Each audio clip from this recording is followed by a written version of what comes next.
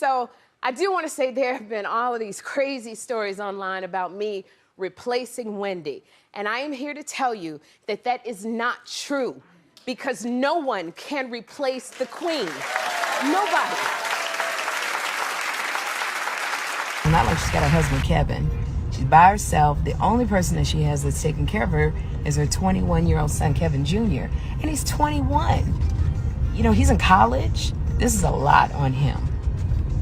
So she's out there in New York. I don't know who's out there with her. So I'm not going to put the label of her being bitter.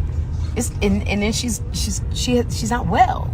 So it's just a lot going on in Wendy's life that... How dare you? Who are you? No, wait, no. Sorry.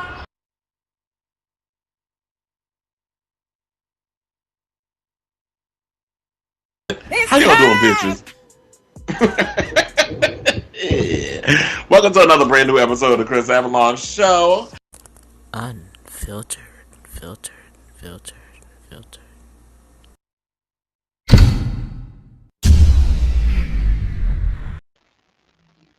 Hey. Welcome to a brand new episode of Kris Avalon Unfiltered. I must say, before we get started, I was looking for that video. The little Sherry Shepherd, Wendy Williams shade. The edit was everything, by the way. But anyway, welcome to a brand new episode of Kris Avalon Unfiltered, bitch. Where we just give we, as in me, just give my unfiltered opinions on all the hot topics of the week. And we got a good rundown today. We got a top 10 rundown that we're going to be doing called Sidebar. That's basically our version of the rundown, because that rundown word has been used and abused so many damn times. So we call it Sidebar. You know, and then after that, we're going to take a little breaky break, and then we're going to give you a little LGBT news. The LGBT news is good today. So definitely stay tuned for that. We got a lot on the docket today. I'm going to give y'all my opinion on, because I just saw today, Doctor Strange 2. I'm going to give my little thoughts on that. It might be a little spoilery, so if you haven't seen it yet, and we already a week in, is about to kill Firestarter at the box office from what I just read. And speaking of which, I'm gonna just tune in for that. And also I'm gonna give my review of Firestarter that came out yesterday. I saw that as well. And we got a lot of beef stuff to talk about. Cardi B and Nicki Minaj apparently has got they beat. Well, that beef ain't never gonna die. So I got some on that. Like a DJ in New York was trying to be messy and got his ass beat by Cardi's crew. So we're gonna talk a little bit about that. Then Azealia Banks is spilling some tea about Lady Gogo. And honey, I got some tea on her too.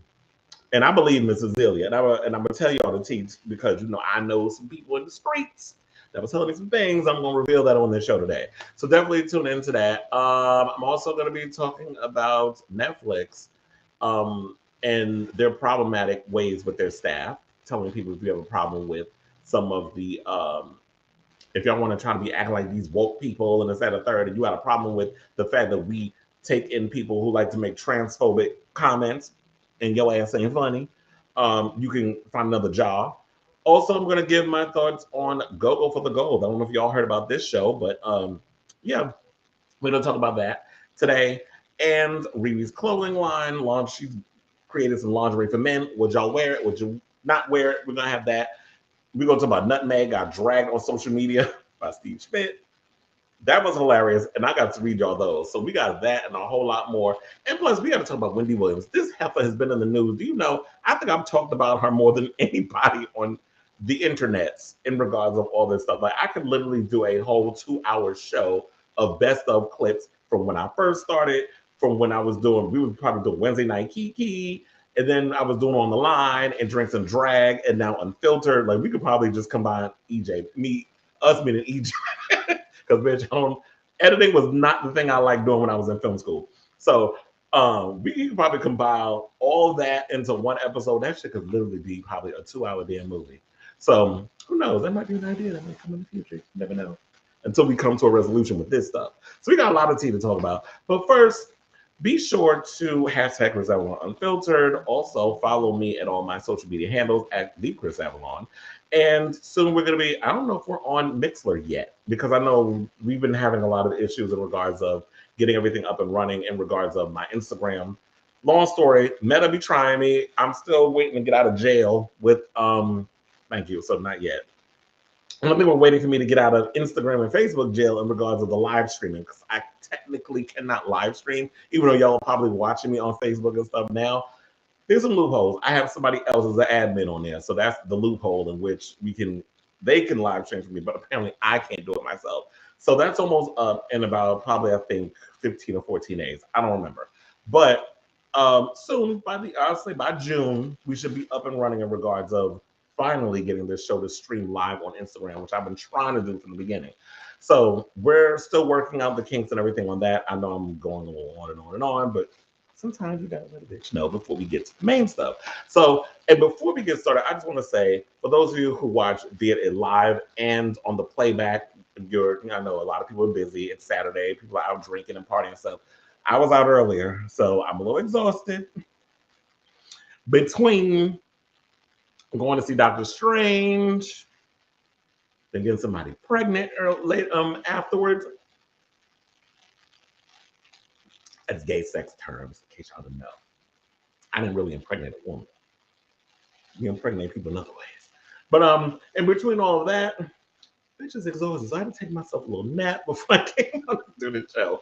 So without further ado, let's get right into these topics. So, number 10 on Sidebar. There we are. Ooh.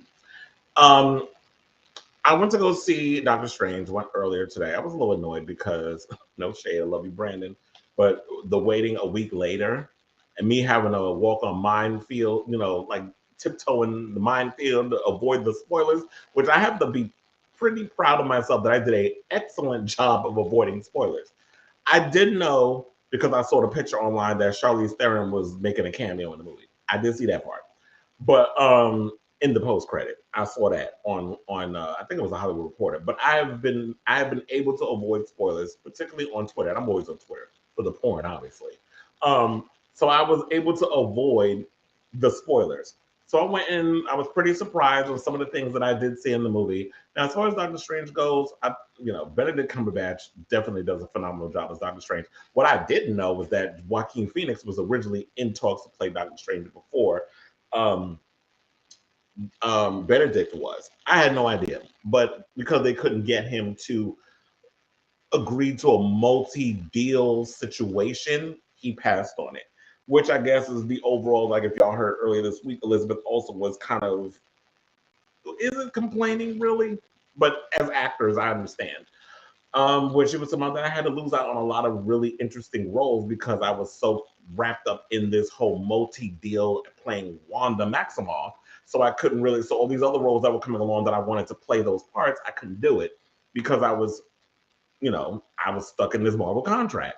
And while the money and the perks and everything is great, I understand as an actor you want to stretch, which makes it interesting because Chris Hemsworth said the same thing. Like, let's be honest, when he did those first two Thor movies, I did not like them. I hated the second one.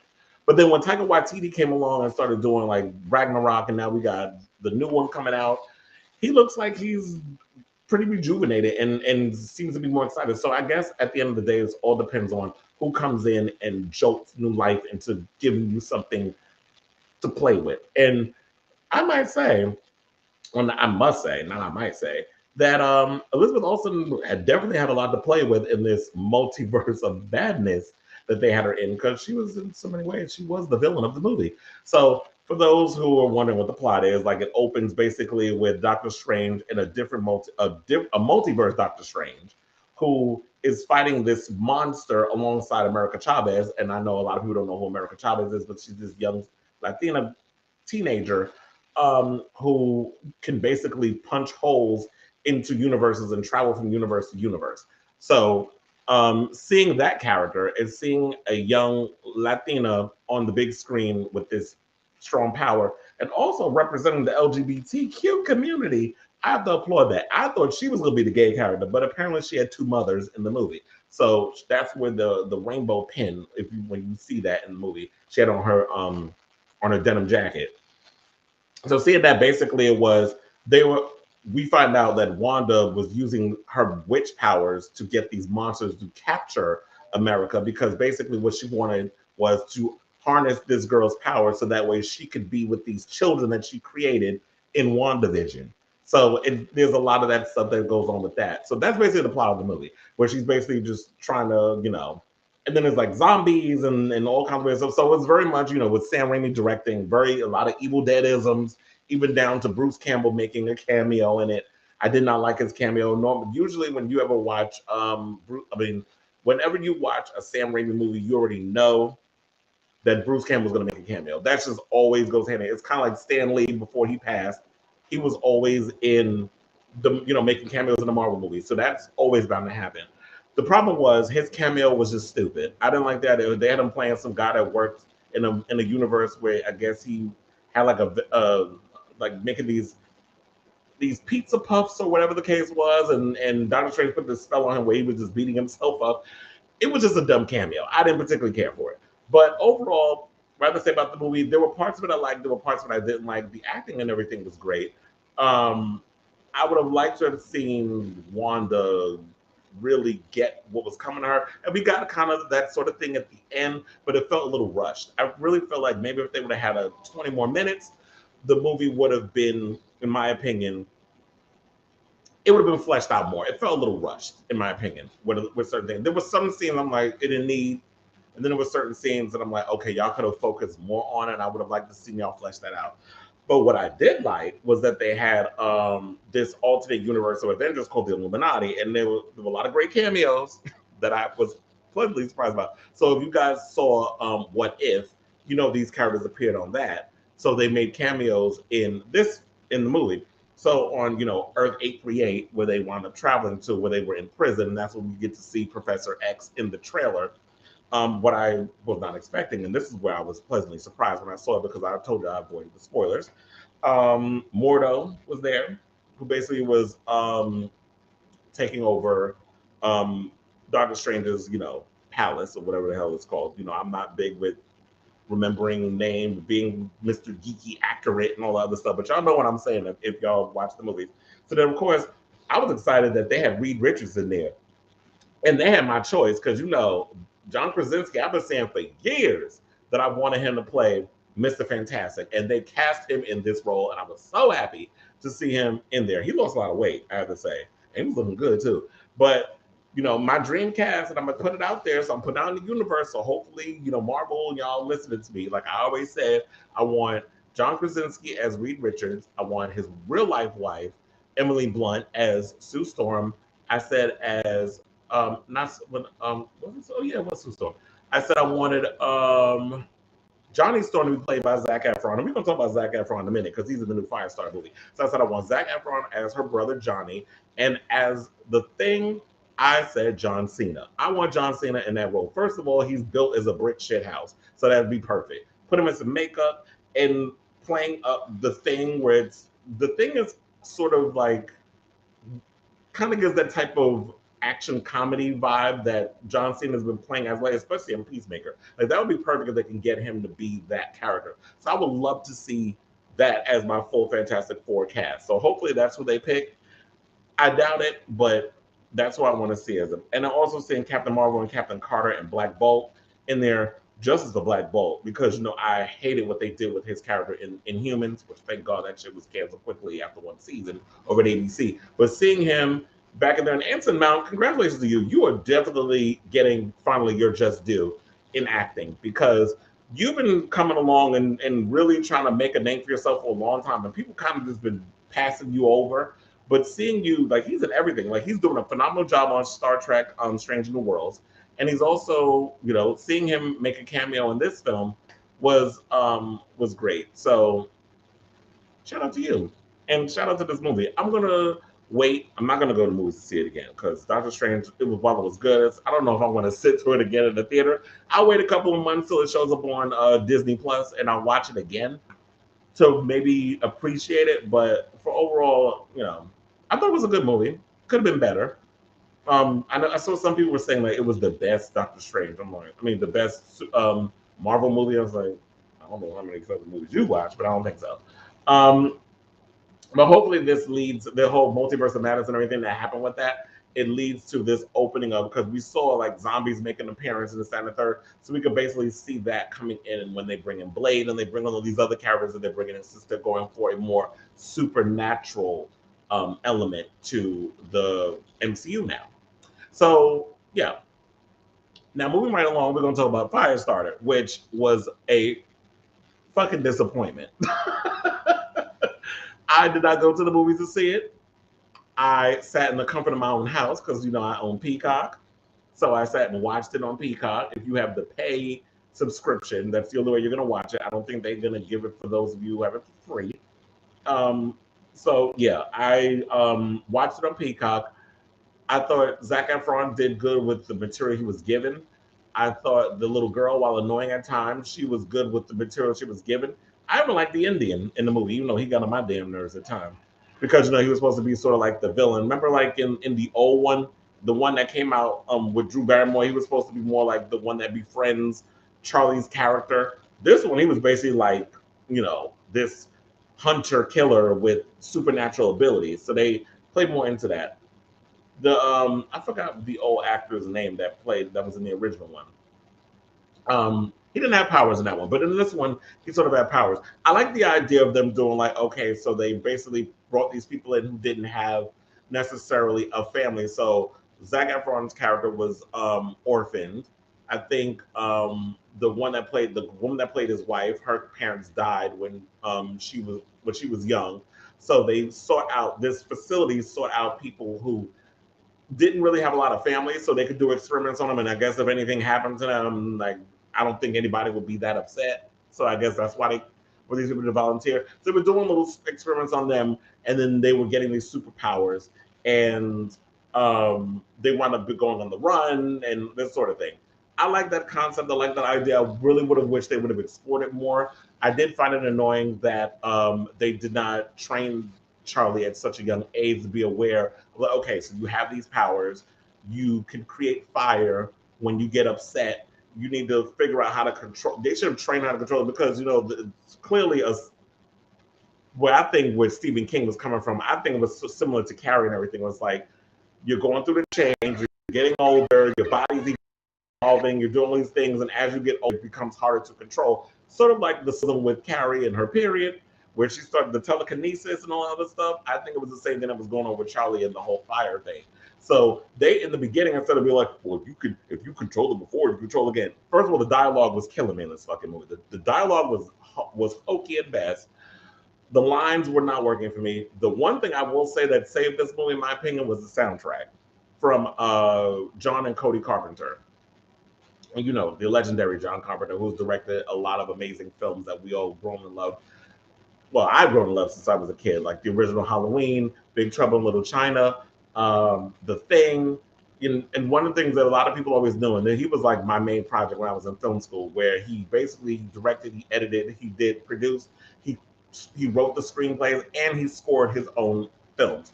So that was one of the things I've always loved about John Carpenter. And now he's gotten into this whole thing because, he's with Blumhouse, that he basically does a lot of the scoring for the music. And I did notice that some, those synths and everything coming in, this soundtrack was literally giving me Halloween Kills at times. Like I noticed like a lot of those same rips when it came to certain intense scenes, it was giving me sort of that vibe. But for the most part, yeah, the soundtrack, the cinematography, the special effects were really on par too. And I know like Blumhouse, they're very tight with the budget. So they're not going to really go in and give you like a $30-40 million budget. Like they'll give you $7 million to be like, make it work. Not a lot of stuff more, but they were trying to throw so much. And Gloria Rubin, I should point her out, she was the villain. Terrible choice. I like Gloria Rubin. I followed her career ever since she was on ER. And I believe she was also in Time Cop and A Wasted Robot, but she was in it. And I loved her in Mr. Robot, but I did not like her as the villain in this movie. I feel like y'all could have picked something better. She was giving me like over the top, campy, and it was just not vibing with this film. Like if the film was kind of being a little tongue in cheek and campy, I could understand. But the movie played itself too serious. So what she brought to the film just didn't work. So yeah, while Firestarter is something I will say is you could just throw it on and it's something to watch if you don't have anything to watch that's on. If you're expecting like this big, great Like, if it's something you think you're just gonna watch multiple times, it's not gonna happen. That's just sort of like, okay, I'm bored. There's nothing else on. Let me just throw this movie on and just have something to watch. That's basically what it is. It's a little popcorn movie. So yeah. Now our next topic. Let's talk about Miss Azealia Banks. So Azealia is apparently back on Twitter. And I saw that she thanked Elon Musk for putting her back on, by the way. First of all, I heard that Elon Musk's, the fullness of him going in and owning Twitter is put temporarily on hold. I don't know if it's necessarily going to happen as of yet, but yeah, we'll see. So apparently she's going in on Lady Gaga for allegedly asking her to antagonize Nicki and disrespecting Black women. Now, apparently, the topic came up on Monday after fans suggested that Gaga, who's 36, should be one of the next artists that Banks collaborates with. Now, if I could have sworn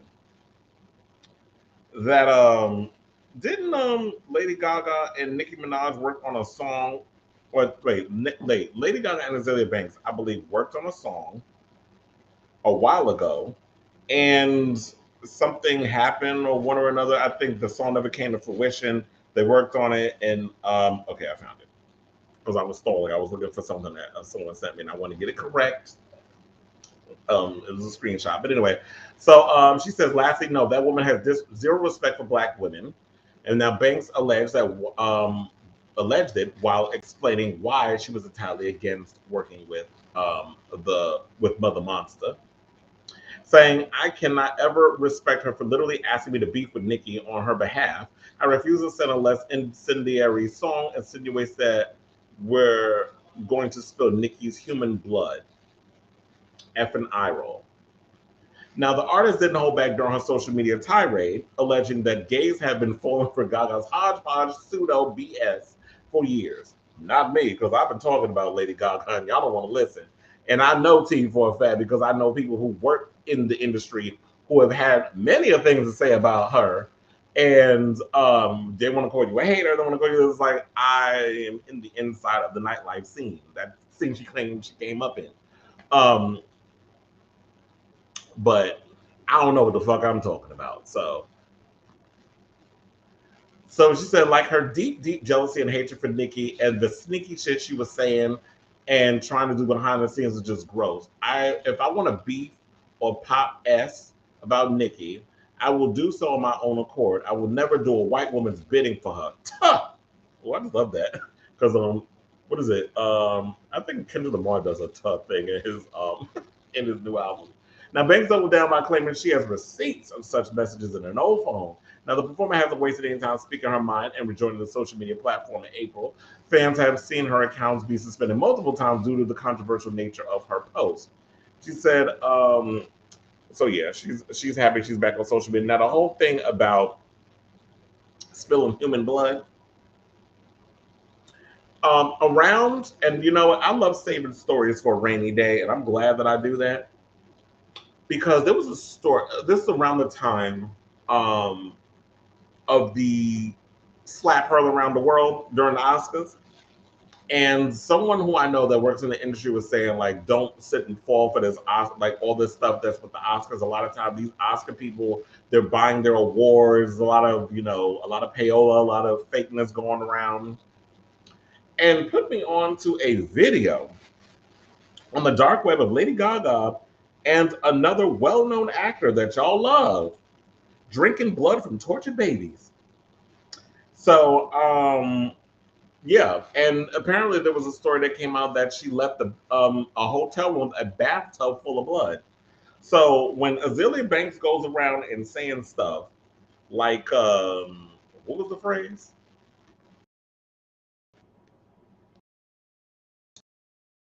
We're gonna spill Nicki's human blood. I believe, and someone else is telling me literally the same thing, and these two don't even know each other. I'm not surprised. There's a lot of crazy shit that's going around. Blood sacrifices, Illuminati, certain celebrities that y'all know and love that I know for a fact that have been to Epstein Island and have done some indespicable things to people for their own sexual pleasures. And these are people that y'all sit and worship and love every day. Like these people are just gods. And Lady Gaga is known for that. I mean, I don't think there was a coincidence with that whole the blood thing and her performing at the MTV Awards. While it was giving what needed to be given in regards to the arts, sometimes you got to read between that shit. Like there's been people on social media have been talking about Illuminati and a lot of the evil symbolisms that people like to put in their videos and stuff. So I'm not surprised by what AZEALIA is saying, especially about Lady Gaga. But my thing is, I just really wish that, I mean, look, a fan asked her a question and AZEALIA answered it. So I can't necessarily fault her for that. She's saying, I won't work with her and this is why. You wanted me to beef with another artist. I'm going to do it on my own time. Although, AZEALIA, you have done some things that have been sort of pleasing to white folks. On your own, going against your own people for to please white people and all other shit. So you ain't no innocent in that either. But if you decide to wake up today and decide I'm not gonna do white people's bidding, kudos to you. But you and all this extra shit, ma'am, I'm not buying it. I mean, I'm buying this because I was like, if you turn over a new leaf and you seen the light, congratulations. But yeah, so nobody, I know a lot of people was like, well, why you, look, she was, like I said, she was asked the question, she answered it. Let's move on, because I know she could be a little problematic, like she just comes off the cover and just be saying some crazy stuff. I just really wish that at this point, I would really love for AZEALIA to focus on her music and to focus on, her, working on her talent and everything instead of just focusing so much on talking so much shit about celebrities. Because it just makes her look crazy out in these streets. But like I said before, she was asked, she answered the question. Okay. So now number 8. So speaking of Nicki Minaj, apparently Cardi B was pissed, and I saw the video the other day.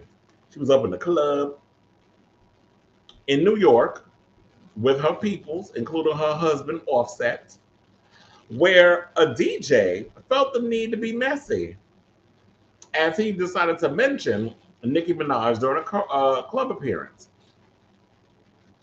Now, internet personality, she was making headlines over this. Now, around May 12th, a video of Cardi partying at a New York club with her peoples began circulating on what appears to be a DJ seemingly referring to her as Nicki Minaj.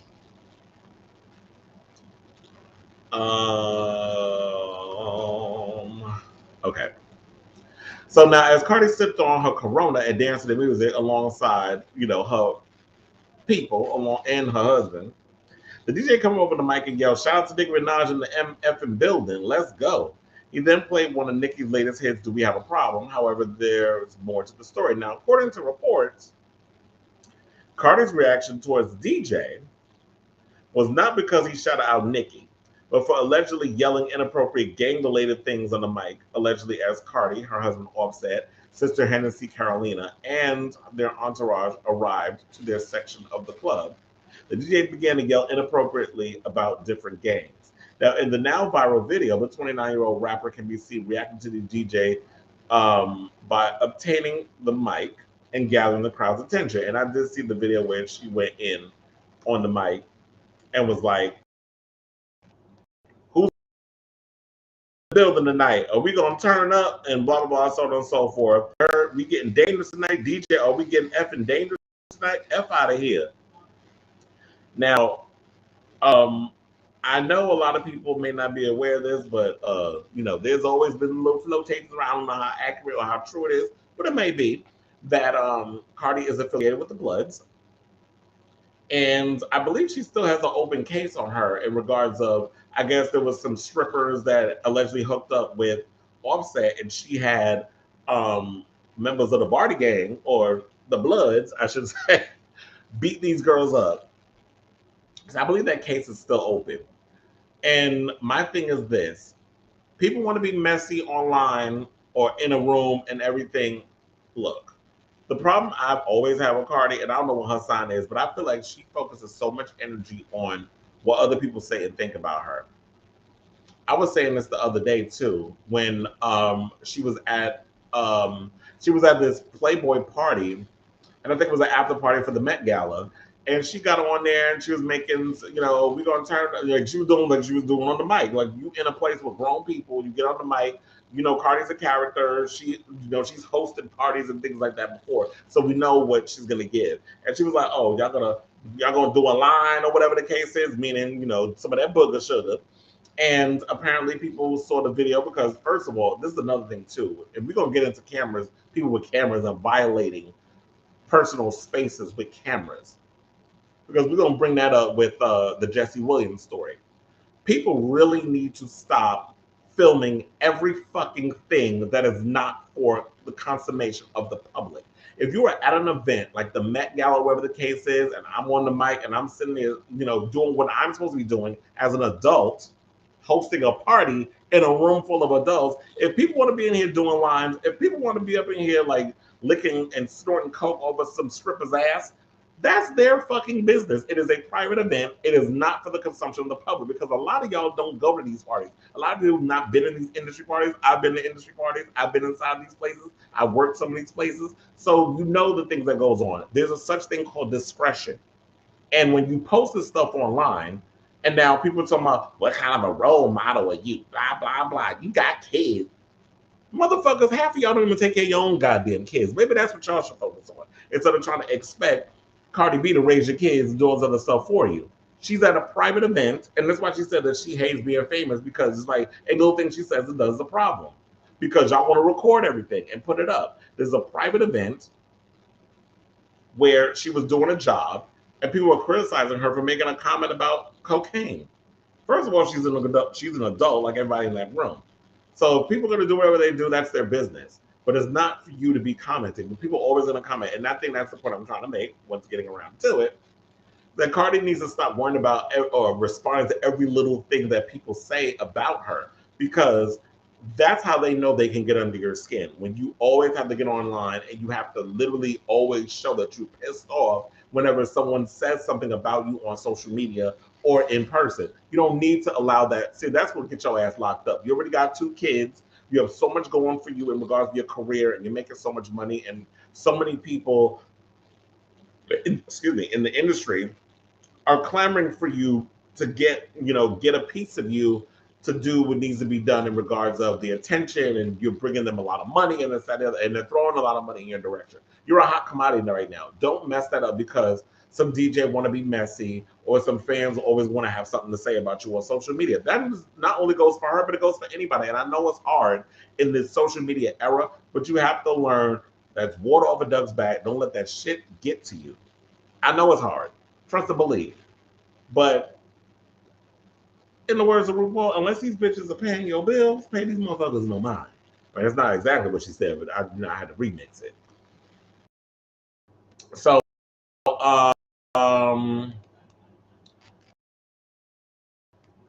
they said that the viral incidents were not directly related to one another. Now, DJ Academic Chipmunk looking ass decided to jump in on the conversation, saying the DJ mistook Cardi B for Nicki Minaj. She cleared up real quick and looked at Offset to see what type of timing he need to be on. So I gave my thoughts on it, and now let's move on from one beef to another. So apparently India Arie is beefing with Jack Harlow. That little white boy that all of a sudden everybody thinks is in a bromance with Drake. So his new album came out. I listened to it. Oh yeah, that was another thing I forgot to bring up. The tea is they're saying Cardi's people beat up the DJ. And the DJ did jump online to apologize. He said he was given some misinformation. I forgot to wrap that up. The DJ said he was given some misinformation by a promoter, and he passed on the information on the mic and took basically a lot of the fall. But I'm like, so a promoter told you? I don't know if I believe that. I think he was being messy. But That's what he said, and we'll just go along with it for now. And only time will tell if he presses charges against CARDI. And CARDI, this is not the time for you to be out here with, with all these damn lawsuits and going to jail for what? Because somebody was being messy on a mic. Like, it's not worth it. So Jack Harlow made headlines this week when he revealed that he didn't know Brandy and Ray J were siblings. Adios mio. I cannot. Now, a surprising statement which the rapper made during the interview with Hot 97 went viral and ignited a wave of debate. Now, soul singer Arie has weighed in and she did not hold back, honey. Now, here's what she said. Now, she put on her Instagram story, just because you make black music don't mean you know black culture. If you don't know Brandy's voice and when you hear it, who even are you? When an actual musician who makes black music deduces one of the most important voices, Brandy, to Ray J's sister, someone who is famous mostly for his proximity to Kim Kardashian, and we hear Brandy's influence everywhere. Plenty of non-black singers ask him, even male singers, gospel singers, and people know Ray J better. This shit is stupid. You better read, bitch. Yeah. So I totally agree with everything Arie said, and this is the thing that irritates me about this particular industry, because I know, like, first of all, no shade, maybe just a snitch. I didn't hear Jack Harlow until he did that song with Lil Nas X. I ain't never heard of this boy. I wasn't familiar with Jack Harlow. I didn't know he was making music for years. All I seen was this little white boy. First of all, there was a meme that came out and said beards are makeup for men. I mean, beards are for men, with makeup are for women, with so like they hide a multitude of sins. You know how like women look completely different when they have makeup on? There's a picture going around of Jack Harlow before and after a beard. And I was sitting there like, you look like a completely different person. Then somebody went and slid into my messages and told me that they think he had chin surgery. Like he got a chin, work on his chin to make it look a little less. Like I think he had one of them long chins, or it looked a little weird. But I did see the picture. I should have sent it to the production so that way we could have put it up there and y'all could have seen it next time. But for the most part, I agree with Arie, and this is another thing that pissed me off, and this is the industry fault also. Whenever y'all get a white boy that got some sort of skill, y'all want to put them on and be like, oh well, we'll market them because they're more marketable. But then we have so many black people that are amazingly talented in hip hop, and y'all don't want to give them the same energy and the same grace that you do, because I guess that's the genre we flourish in. So while the boy is talented, I listened to his album and I got bored halfway through. No shade, but I'm just saying, like, I'm like, okay, this is not my cup of tea. He doesn't do it for me. And I can see why he and Drake are friends, because I'm not really a Drake fan either. Like, his music was not given what needs to be given. Like, I know everybody be up Drake ass, but I'm like, I don't like I don't like my hip hop to just be full of mid-tempo, boring ass R&B type tracks. I did love the Kendrick Lamar album. We're gonna talk about that during the LGBT segment, because there's a song there that resonated in a lot of ways, and I just feel like we'll talk about that later. But for the most part, it's sort of like, look, I was seeing online also, and it was pissing me off that people were giving him this excuse. Oh, he's 24 or whatever. I think he's 24, 23. I'm tired of that fucking excuse. Youth is not an excuse for stupidity and fucking ignorance, and I'm tired of people using that as a reason as to why someone may not know something.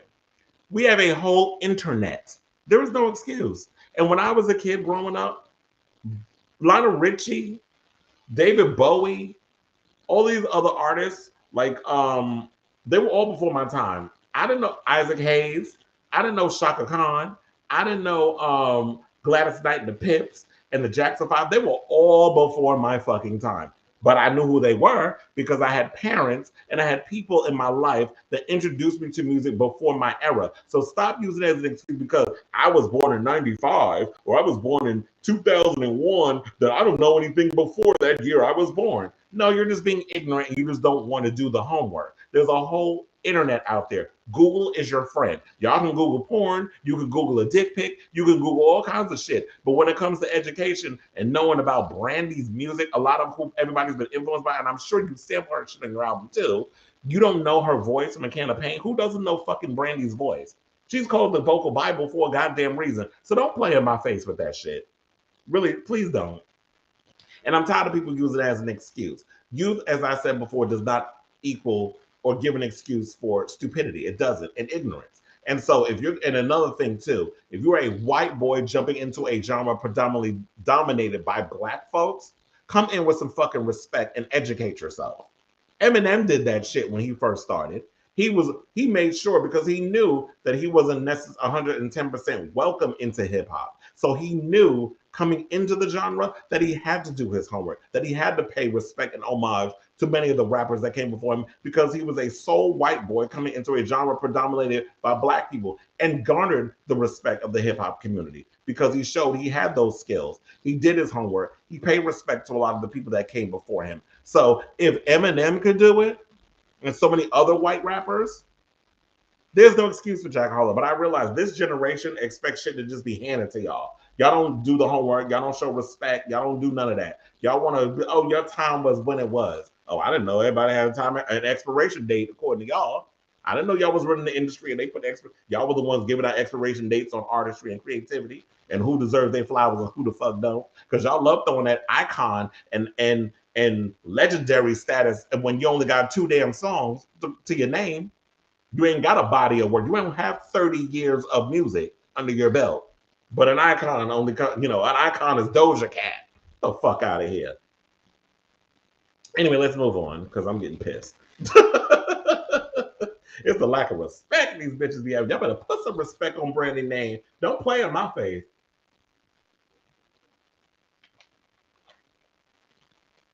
Baby, baby, baby, baby, don't you know that you're so fine? Yeah. Okay. I had to throw that up in there. Okay, so let's move on. Okay, so apparently Netflix is going in on their woke workers. To tell the quitter that they're offended. So, as unfunny stand-up specials, Netflix has reportedly issued a memo to its disgruntled staffers underscoring that the streaming behemoth values the artistic expression of its content creators over each employee's personal thoughts, beliefs, and lifestyles. And any worker who doesn't like it can flicks off. Now, as employees, we support the principle that Netflix offers a diversity of stories, even if we find some titles counter to our own personal values. Read the memo titled Netflix Culture Seeking Excellence. Now, depending on your role, you may need to work on titles you perceive to be harmful. The communique continued. Or is it communique? Communique? Oh no, it's French. If you'd find it hard to support our content breadth, Netflix may not be the best place for you. Now, the note dispatched Thursday follows ongoing personnel protests of Chappelle's Barbs regarding transgender individuals in the Netflix special The Closer, which debuted on the digital platform in October. Now, during the hour-long Chuckle Fest, Chappelle was 48, was older, going on 68, child, fired over a string of wisecracks about trans women's genitalia, insisted that gender is a fact, and deemed the LGBTQ plus community too sensitive. Now, shortly after the show's premiere, vexed Netflix staff members staged a walkout in an effort to demonstrate their collective disapproval of the comedian's digs. Now, here's the gag. Now, I agree. If people have a problem with Netflix and stuff, here's what we could do.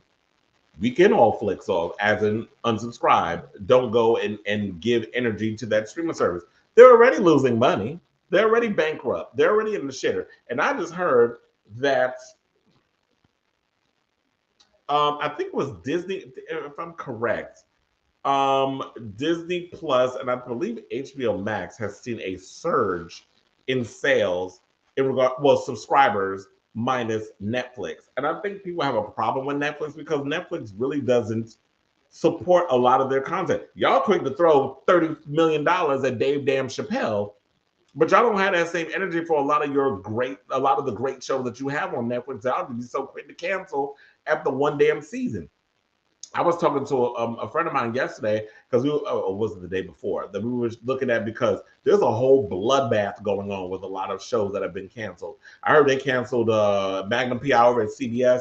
What was it? They canceled 7 out of their 11 original programming over at the CW. Like, there's a whole red wedding going on over at the CW with all those horrible ass shows that they finally canceled. Dynasty being the main one. Thank God. Finally, they canceled that bullshit. But there's a whole lot of stuff that's going on where they're just hacking and cutting away left and right. But Netflix, sometimes when I be wanting to watch, they lost about 200K subscribers. And justifiably so. Like, a lot of times they really don't have a lot of content on there worth watching. And I've always said that I think the problem is their format. The way that they throw shows up. Oh, we're just going to put the whole season in one at once, and then y'all just have 3 days to watch it. It trends for the weekend. Oh, sorry.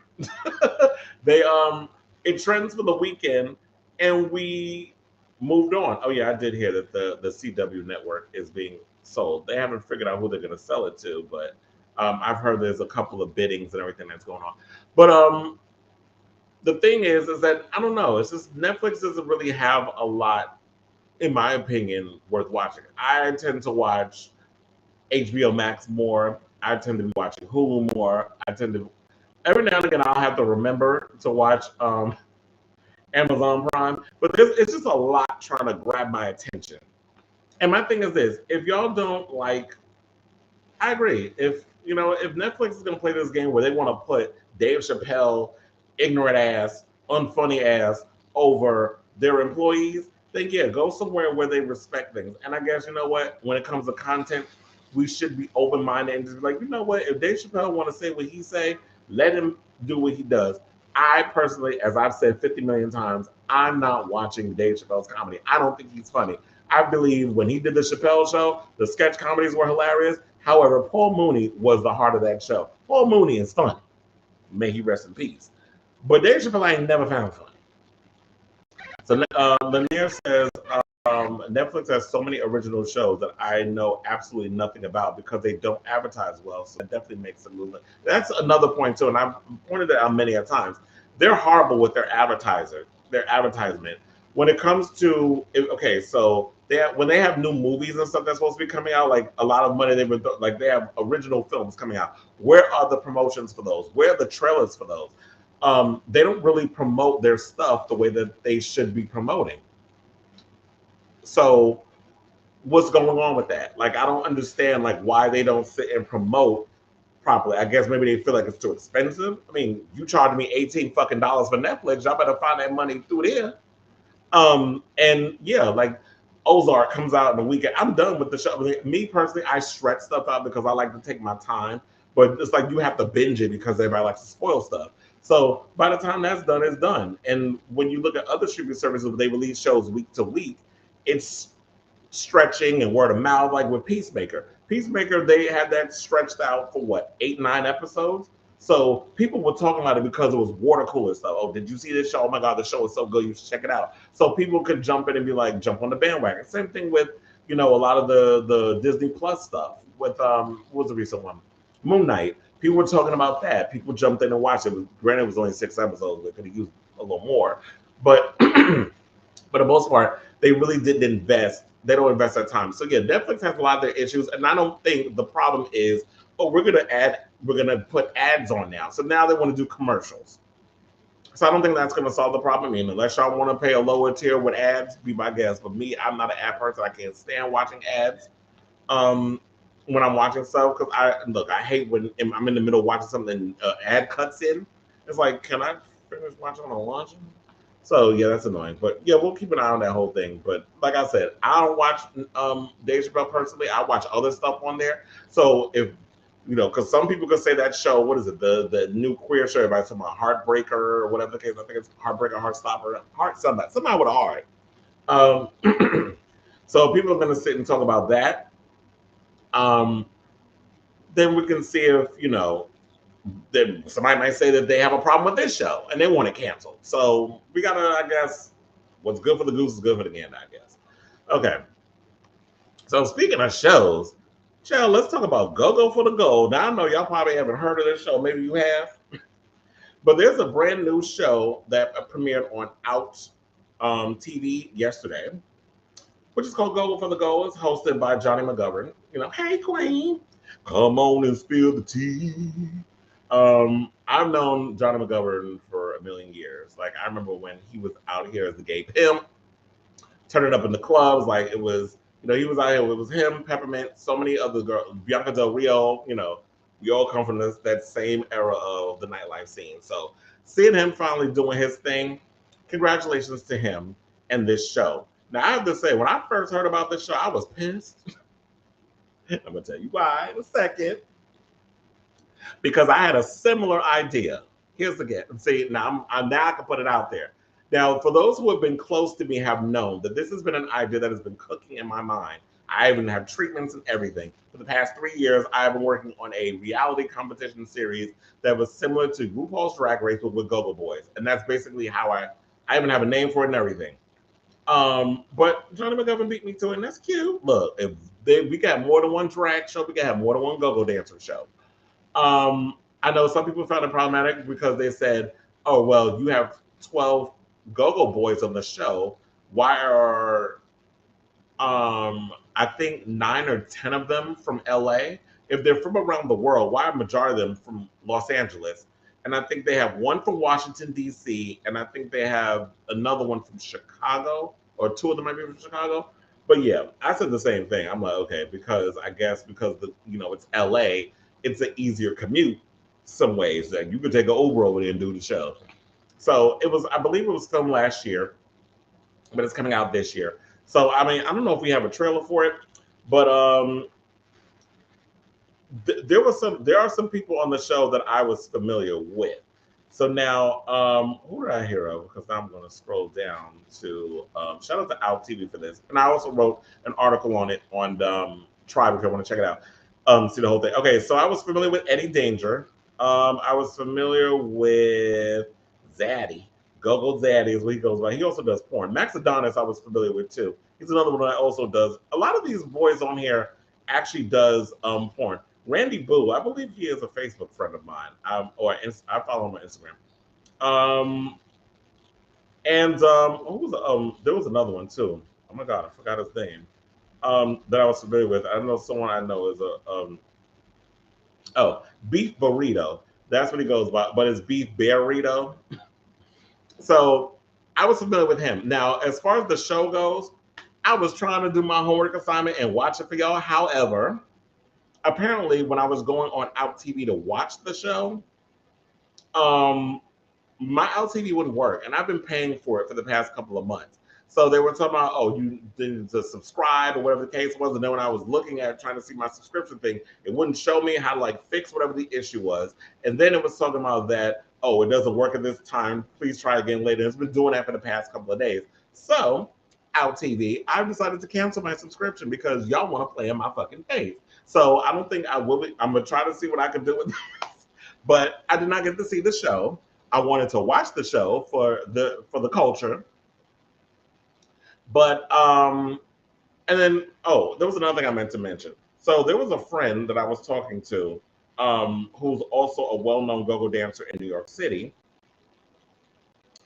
Okay, can I also say when I looked at the show, it looked a little cheap, but I get it. And then when the prize is $10,000, but I get it. It's on a streaming service like Out, which you pay like $3, I guess, a month. And look. RuPaul's Drag Race had that horrible ass filter, so we can't throw shade at a show for a cheap prize and how low budget it looks when RuPaul's Drag Race started out that way too, even though they were on a major network like a Logo that was affiliated with Viacom. So, oh my God, what was I looking for? Oh yeah, so apparently, there was a friend of mine who I saw in his comments because somebody tagged him with the show. Also, he said he tried out for the show, but he didn't have the money and everything to go out there with, I guess, because you know, like when you watch RuPaul's Drag Race, it's like, oh, they give you an itinerary and you got to literally spend a lot of money on the clothes, like the gowns and a lot of the outfits that a lot of the girls you see wear on the runway. And a lot of times you hear that these girls are in some serious financial debt because of the amount of money that they spend going on these shows, particularly like a Drag Race. So he was saying that that's why he didn't do it. And someone also said, well, maybe you should do a GoFundMe so they can help give you the money to be able to have a lot of the clothes. Because and look, for me, I know a lot of designers who make really good go-go gear. Like shout out to K-Straps, shout out to Atelier Cavalier. I have a lot of Atelier stuff. He's over in Colombia. He makes a lot of really good designer shit. He designed my Drinks and Drag t-shirt that I have not shown y'all, but I will show y'all. He also made me a pair of Drinks and Drag briefs and a bunch of other things. So yeah, if y'all you can definitely check him out. But the friend of mine, he won Mr. New York Unlimited Bear in 2018. You know, he's worked at Folsom Street East. He's worked at Bear World. He's an ambassador for Bear World magazine. You know, he also won Mr. Fire Island Bear in 2017. So, you know, this is someone who, and I guess the version that I would do, it'd be more of a pageant, because Go-Go Boys, they definitely compete in pageants and they kind of have that pageant vibe. I don't necessarily know. I can't compare what this show does versus to what I have in my head. But like I said, if this show could exist in the world, then there could be more than one. It's like we've had multiple singing competition shows, multiple dancing competition shows. We can have multiple go-go shows. And if y'all want to call a copy, suck a dick, bitch. But anyway, let's move on. So Jesse Williams, speaking of compromising and body parts and things of that nature.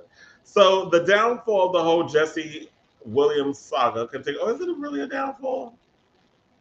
I don't think it really is. So in case y'all been living under a rock, there was a leak that happened earlier this week about Jesse Williams being naked in the Broadway revival of Take Me Out.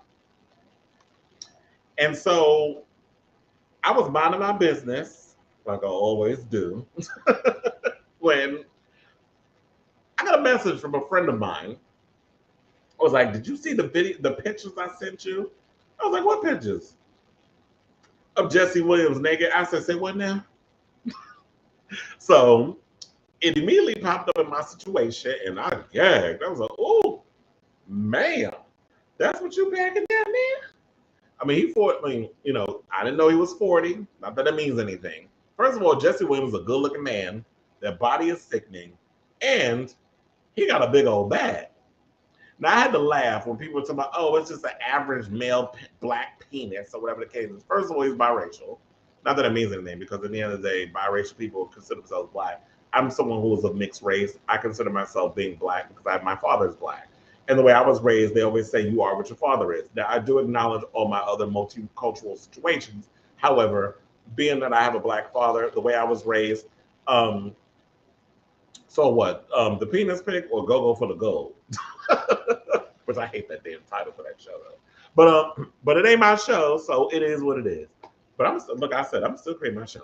But anyway, so I already knew this was gonna happen because I saw, first of all, I wanted to see Take Me Out 20 years ago when Daniel Sunjata was in the Jesse Williams role. When the play initially came out, I wanted to see Take Me Out. I just wasn't able to go around and see it then. And I was gonna, one of these days, get around to actually seeing this play. And I remember, I don't remember if I said on this show, I was talking to some friends, but I remember I was like hanging out with some friends of mine a couple of weeks ago, and we happened to walk up the block where Take Me Out was playing, in Times Square, like over on Broadway. And what gagged me, I was like, this line is long as fuck. So everybody was already ready to see some dick. But now I'm kind of annoyed because I feel like people are going in to see this just for that scene. But it's like, do you even know what the plot of the movie is? Basically, Jesse Williams is playing a closeted baseball player. And the shower scene is basically like he kisses another one of his teammates, I guess, who's reciprocate, who has those same feelings, whatever the case is, and it was called like the F word and this, that, and the third. There's a whole situation that goes on with it. So I wanted to see the play because it's literally about toxic masculinity and being, you know, someone who's in the closet and an athlete, which we know they exist. However, a lot of them are scared to come out because they're afraid of losing their careers. So seeing this play resonates still 20 years later, even though we still have athletes who have come out, but a lot of them are still hiding in the closet because they want that money and that career. They don't want to be chastised because they're gay. It's a great thing. And I know, like, Jesse's like, you know what, it is what it is. Like, he's responded to it. But apparently, the theater is up in its security game to make sure this situation does not happen again. Now, I should say yesterday, I happened to come across a Twitter video where someone recorded the scene and put it on Twitter. So you see the whole situation of Jesse in the shower with another guy who's naked next to him. And they're having this whole dialogue, and he goes and kisses the guy, and the guy's repulsed, and he runs out. And you see him stand, and that's where y'all see the still. That's the after effect of the still where he's standing there, and you see all that meat just out for the world. So the second stage theater was furious after the audience member posted a video to Twitter the same day the Tony Award announcements were released, which, by the way, Jesse and the show has been nominated for multiple Tonys, so congratulations to them on that. They said taking naked pictures of anyone without their consent is highly objectionable and can have several legal consequences. Second Stage said in a statement, posting it on the internet is a gross and unacceptable violation of trust between the actor and audience or in the theater community. I'm appalled by the disrespect shown to the actors of our company whose vulnerability on stage every night is crucial to take me out. Williams co-star Jesse Tyler Ferguson tweeted, anyone who applauds or trivializes this behavior has no place in the theater, which has always been a safe space for artists and audience members. Now, even before the leak, the theater was going to great lengths to enforce its no photo rule. Now, Second Stage required audience members to lock their phones in yonder pouches, which remain locked until after the performance. It is unclear whether the leaker managed to open their pouch during the show or snuck in another device. Now, the venue has installed a new infrared monitor system, which allows theater staff to see what audiences are doing in the dark and focus in on any suspicious activity. Now, Williams, for his part, seems to have taken the event in stride, saying, it's a body. Once you see it, you realize it's whatever, it's a boy. I just have to make it not that big of a deal. This is what he told Andy Cohen on Watch What Happens Live. So, here's the thing. You know, it's out there. I kind of sensed that it was going to happen. Like, I knew it was going to be inevitable. And look, Jesse doesn't have anything to be ashamed of. Like, that's why I had to laugh when people was out here talking about, oh, it's just an average black guy penis. I'm like, first of all, it's a stereotype because when old black men have big dicks, that's an old men dingo bullshit. And I hate, and this is a white person that said that. So, you know, I had to get their ass together. I'm like, is it? Is it really an average? Is that just a regular black dick that guys walk around? Like, to me, don't do that. Because just because a black man has a big dick does not mean that all of them do. So let's not equate that. That's a stereotype. Because I've come across plenty of black men who are not above average. So, and then you had people talking about, oh, it's just, oh, that's an average dick. That's not even that big. I'm like, first of all, how's your hole? Number one, because if you think that that's not big, your hole must be the size of the Lincoln goddamn tunnel. That y'all just up in here taking all kinds of orifices. What are you taking snow? Were you taking traffic cones up your ass? Because I don't understand like people that do that. But my thing is, you know what? It is out there. Unfortunately, you know, he was violated. Being naked on stage and as an actor, yes, that is pretty. You're allowing your vulnerability to be expressed on stage, and people are seeing that, and people violating that because they want a moment.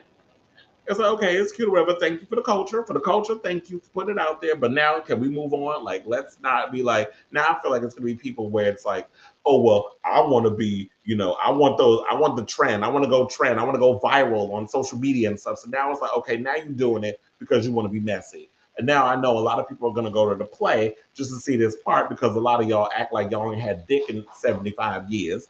So, if that's what you're going for, then that's great. But know that you're going to have to sit through a whole show dealing with a plot about a closeted gay sports person. But before we move on from this, I had to get some bitch all the way together on social media for trying to come for me with this story. because he's too stupid to understand how the world works. So this bitch named Rio Martel Langster, and I had to put that tight ass hoe's name out there because that's what I do. See, this is the thing. You don't fuck with somebody that got a platform because now I'm gonna blast you. Said some dumb shit on social media earlier. So the men are going ape over Jesse Williams and the nude scene in the play. Yes, I saw it, and guess like many others, I drooled over a little bit, but reality came into friction. So my question for all my brothers out there, why are you lusting over a man whom you can't have? Jesse is straight as wine. He is married with children and is not attracted to men. So why is that difficult to comprehend? I get it, as gay men, we want the freedom to be with any man of our choosing, but in a real world, a straight man will not go on a date, have a cup of coffee, and he will certainly never meet your mama. It would be sex, sex, and more sex. First of all, what's wrong with just having sex with somebody? And number two, before I finish with this sentence, we as gay men don't run around wanting the freedom to be with any man of our choosing. That is not how a lot of us work. Maybe that's how some of y'all work.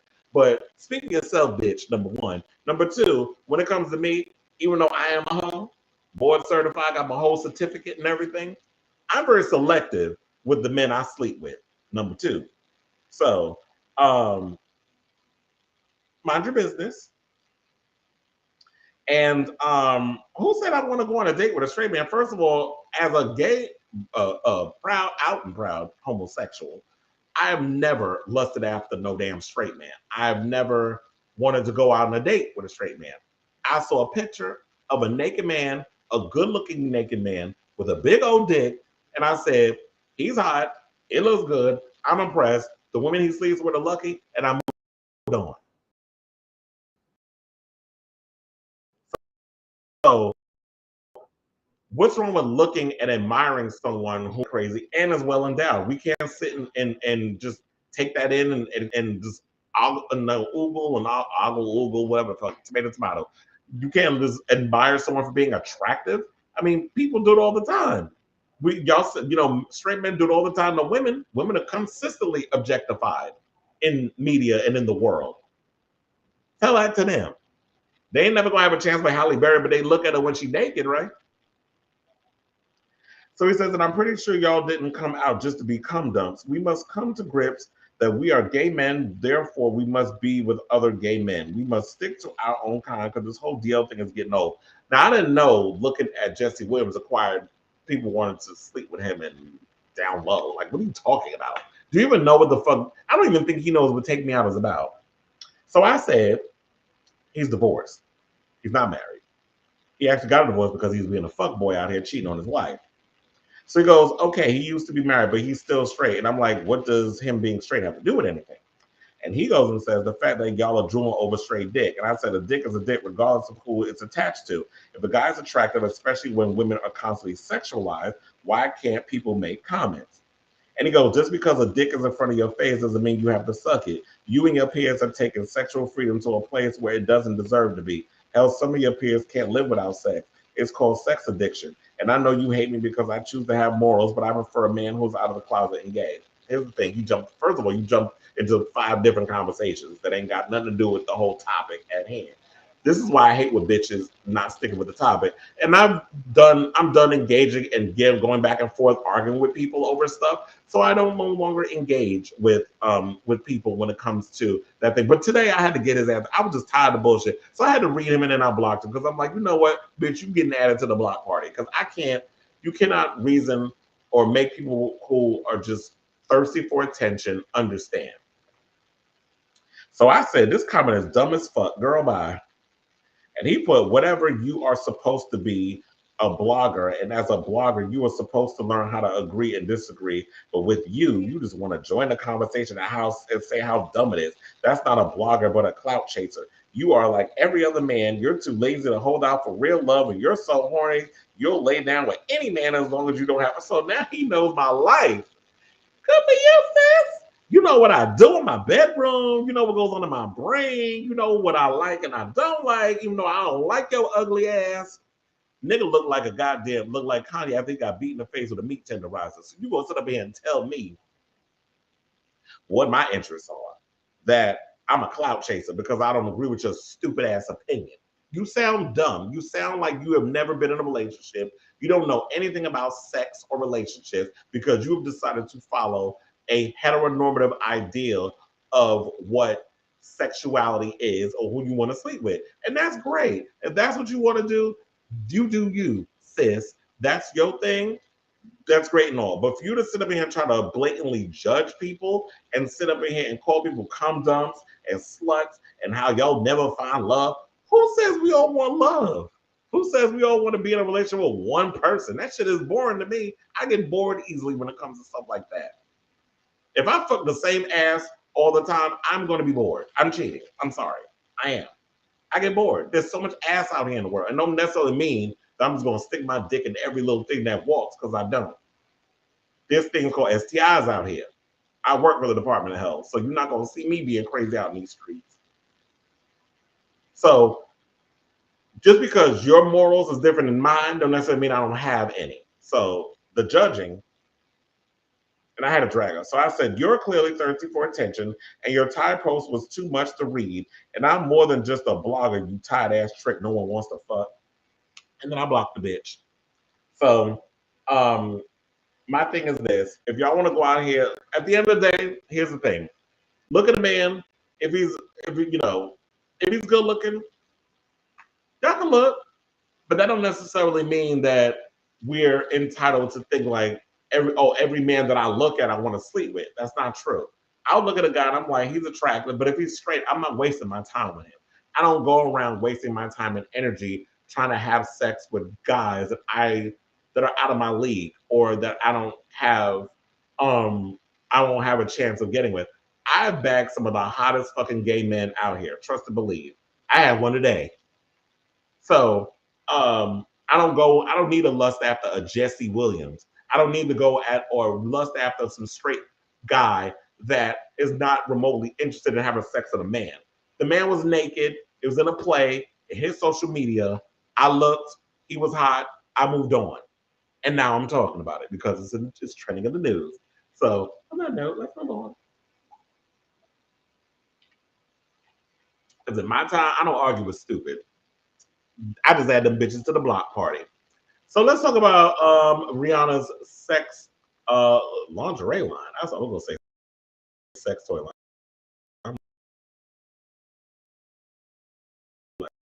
She don't got line for the men, honey. And now, and I think this is around Valentine's that they dropped it. But you know what? I saw this on. I stole this with Wendy Williams because Leah Remini and Michelle Visage was talking about it. Oh, sidebar. Happy DragCon, because I know DragCon is going on over in LA this week, and I'm mad it's not in New York this year. I don't think it's coming back because they lost so much money in New York, so they're just keeping it on the West Coast. But that was what Michelle was only doing today and tomorrow. She wasn't there yesterday because she was in New York doing the Wendy Williams show. And we're going to talk about Wendy in a second. But yeah, so Rihanna has a lingerie line for men. And I was wondering, because they were asking, would any of the guys wear her lingerie? And I looked at them clothes. Rihanna, I love you, but your shit looks so damn cheap. And it's not even just the lingerie. It's just her, like the regular clothes. Like even the regular clothes, we would see her do on runway stuff. Yeah, it was cute because it was like the whole production of how she put it together. Whenever you watch her Savage Fenty runway shows on Amazon, I was entertained because she had the celebrities and she had all these other people that she would bring in. But for the most part, I was not featuring a lot of the clothes. I'm like, them clothes are cheap.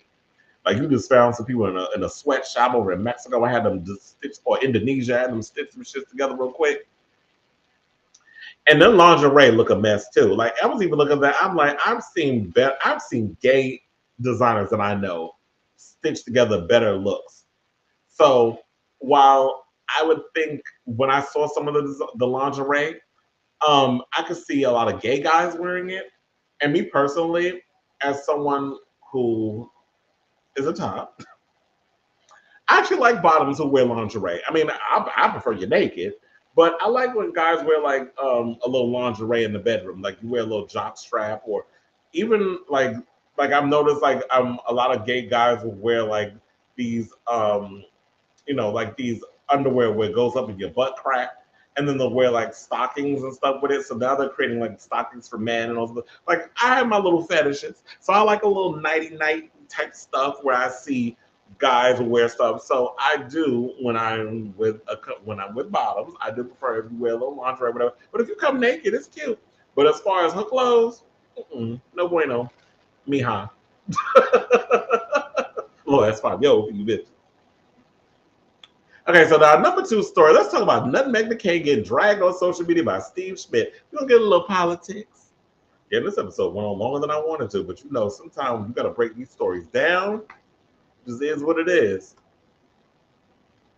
Okay, so, and thank you for the rap for breaking this down, because y'all gave me what I need to be given in regards to breaking down this story. So Steve Schmidt, who you know is a former campaign manager to John McCain, unleashed a torrent of tweets about Nutmeg McCain on Saturday, last Saturday, not this Saturday, saying that her father was appalled and embarrassed by her conduct on the campaign trail, which Schmidt described as the most rotten, entitled, spoiled, cruel, mean, and bullying behavior I've ever witnessed. Now, the trouble began after the Washington Examiner reported that McCain's memoir, Bad Republican, had only sold 244 copies since its April release. Y'all surprised? Schmidt reacted to the news by remembering the time he kicked McCain. Sorry, I gotta call out Nutmeg. Who kicked Nutmeg off of a plane during the 2008 John McCain campaign due to her outrageous behavior. That's when he was running for president. Said, I can explain this. When I kicked, Mike Singleton wrote, Meghan McCain's new book, Bad Republican, a memoir, flops big time. Only 244 copies have sold since it was released on April 26th. Let that sink in. 244 copies. And Steve Schmidt piped up on the line and jumped on the line and said, I can explain this. When I kicked at Nutmeg McCain, that ain't what her name is on there, but I said, I'm always call this bitch Nutmeg. All of the 2008 McCain plane, because of her outrageous behavior, I talked to her mom and explained what was happening and why. Cindy got weepy and said, I just want to say I raised 2 good boys. I said, everyone knows you did. So here's the thing. Everybody was aware, including her mother, that Nutmeg is a problem, and that's probably why she is the way she is. She's the only daughter. She's spoiled rotten. But you know what? I blame the parents. John and Cindy should have chimed in and nipped this shit in the bud from the beginning, instead of allowing this brat to get away with doing all her uncomfortable behavior, for letting her get away with all the shit that she's been getting away with over the years. Y'all allowed it. Y'all allowed her to act like a complete Karen for majority of her childhood, her teen years, and now her adult life. The girl is 35, 36 years old and still act like a damn entitled brat with a nightmare of a husband. I pity that damn child, Liberty. Now, McCain appeared to retaliate by liking a reply that accused Schmidt of running a pedo racket during the Trump presidency. At Meghan McCain has been trying to have a conversation with me for almost 14 years, Schmidt wrote on Saturday afternoon. Once again today, she called me a pedophile. It is a slander. It is disgusting. It is untrue, and it says everything about her. Here she is liking a tweet of a far-right liar and piece of filth. He added that after 14 years of abuse and attack, today I have decided to respond. Now, what followed was an 11-part Twitter series recounting McCain's behavior throughout the 2008 campaign. Many of the tweets raged her as, like I said, a raging, screaming, crying baby, despite her being in her mid-20s at the time. And like I said, and I was literally about to, I'm glad, you know what, Lanier, I read my mind. I was about to say that.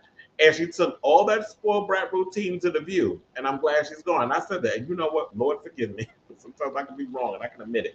I remember the first time I heard Nutmeg was about to be part of the View, I was like, oh, yes, that's a great idea. Because, she has insight into the political world. And I watched her. I remember she had a show on CNN, or it was one of those damn channels. Or I think it was LMN, or one of them damn networks, the struggling fledgling network. I think it was the same network that Joy Behar had her own talk show on at the time.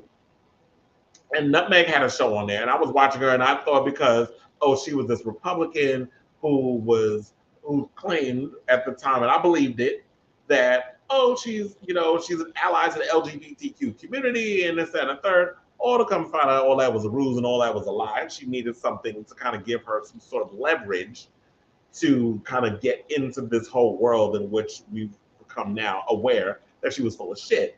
Because when she went to The View, we finally started to see her true colors. She was acting like a spoiled, entitled brat. She was very disrespectful to the other women that had differences of opinion. She always thought that she was the queen of speaking for the entire Republican Party, that she knew what was really going on in the industry and the tea leaves, and that was her favorite. Oh, the tea leaves, bitch, yo ass, you ain't Miss Cleo. Fuck you and your goddamn tea leaves. So they've been trying to act like you knew. And even Miss Cleo was a fake ass sidekick.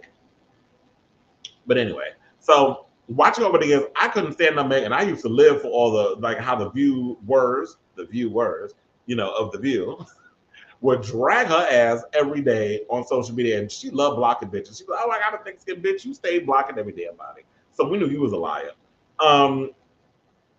So while Steve Schmidt ain't no damn angel in this whole thing, and I thought he was despicable as in the world of politics, I'm here for the shade.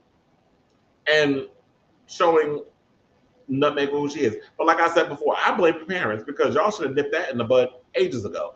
And another thing, why I didn't realize it, and I'm like, Steve Schmidt was, you know, on it, especially like when I remember around the time, I think it was like her last day or whatever, or it was around the time when Nutmeg, I think, was leaving the show, The View, and they wound up saying that, well, John said to Whoopi and them, oh, take care of Megan and all this other stuff. So you basically want us to do your job for you because this bitch needed a job. So you want us to sit up here and try to raise her, which y'all should have been doing as parents. But y'all focus more your energy on the sons, the militaries, this and the other. And to me, I look at it as sort of this psychology. This is me breaking down people's psychology. That I look at Nutmeg as someone who is pretty much, oh, y'all wanted to, oh, she didn't have a place to fit in because babysitting, you know, some mothers are all about their sons and don't necessarily care about the daughter. My grandmother was like that. She put her sons before her own daughters. And then, you know, she being daddy's little girl, you know, she basically ate the shit out of John McCain's ass whenever he did any little thing. My father, you know, that's Nutmeg with everything. I'm John McCain's daughter. Remember that famous situation? She always do that. So she needed to have something to give her some sort of, you know, relevance. So she just attached herself to her father's asshole with a straw, a biodegradable straw. So that's what basically what she was, you know, doing with that. So Nutmeg is trash. Let her stay over where she's at. I think she's she writes for the Daily Beast. Does anybody read that? I don't know. But let's move on. Let's talk about Miss Wendy Williams because she is our #1 topic, and it was so much to break down with her. So I know there's certain people on social media that want that pat on the back for acting like they was breaking news about her getting this $100 million podcast deal. But child, everybody's been talking about it. Even I was talking about it eons ago that I said after the whole situation with Wendy and her not coming back to the show, which she in her mind thought she was coming back. I'm like, ma'am, that ship is sailed. Sherry Shepherd was put in your time slot. Your entire crew is a part of Sherry's crew now. You have no show anymore. But I do find it funny that the staff want to find a way to bring Wendy Williams back to wrap it up. Wendy's ego is not going to allow that. But go off these. Y'all think that she is network TV? Wendy is network TV when them checks clear, but she is radio through and through. So before we get to all the clips and stuff, I want to set that Wendy 57 has had podcast offers on the table for months, but one source suggests that iHeartRadio and Spotify are being eyed as potential new homes for her namesake talk show brand. The former daytime diva will be going back to her radio roots if a deal comes to fruition. As Wendy watchers know, she first cut her teeth as a New York City radio DJ. Well, I knew that. I told her I was a Wendy Nista. So I used to listen to her on Kiss FM, Hot 97. Well, actually, it was Hot 97 where I knew Wendy from. So So I listened on Hot 97, and then I remember when she was banished from New York and she was over in Philly. So I didn't listen to her at that time because we didn't have those radio stations, so we couldn't really listen. And I didn't know anything. Like technology wasn't what it is now, how it was back then. So there was no way that I can go and listen to a Philly radio station with Wendy on it. So I just waited until she got, she came back to New York and was over on BLS. That's what we know Charlemagne from. Charlemagne was her sidekick. Now, as one source close to Wendy explained, she sees Joe Rogan has a $100 million podcast deal. And now she wants that kind of money. Now, after taking the leave of herself, the insider claim. Now, the people at High Heart don't like controversy, so the best place for her is Spotify. They like that wild card. They like the wild cards, but even at Spotify, they don't give you the money unless you prove yourself first, and Wendy wants money up front. And now, we all know that her money is tied up at Wells Fargo. She said she only has $2 to her name. I know we're going to get to those clips in a minute, but now, before we get to the other stuff, as far as the $100 million deal, do I think Wendy deserves $100 million to do a radio, go back into radio? Yes, I do think she deserves it. She has proven her worth for 3 decades. She has really been a staple, not only in radio, and has changed the game of radio. Like, nobody was doing what Wendy was doing when she was doing it. She was TMZ before there was a TMZ. She was she was doing all this before a lot of us on social media now are able to do. Like, Wendy walked so the rest of us, so the rest of us could crawl and get to that level where she's at. She started all of that. She started the whole bringing gossip and stuff into talk radio, celebrity entertainment, all the other stuff. So a lot of us have followed Wendy's blueprint. So do I think she deserves that money? I do think she deserves a $100 million deal if she was of sound in mind. She is not of sound in mind. We saw that Fat Joe video. Clearly there's something going on with her. And I see like her people are trying to clean up that mess of a damn interview, because I heard like they talking about that Wendy wants to have a sit down with Sherry. And I'm like, for what? Like, what are y'all gonna converse about? What needs to be said that hasn't already been said? Like, I don't see it for these two to be having a powwow. And if y'all do, it could be set up. It don't need to be on TV. We don't need to know what's going on. I don't need to know what y'all conversation's about. And what exactly you're gonna have a conversation about? I don't know. But anyway, before we get to the rest of this, the tea, I want to play a couple of those clips that we have in regards of Wendy and this whole situation. So, roll the clip and I'll come back with my rant. The conclusion of my rant. Please hold.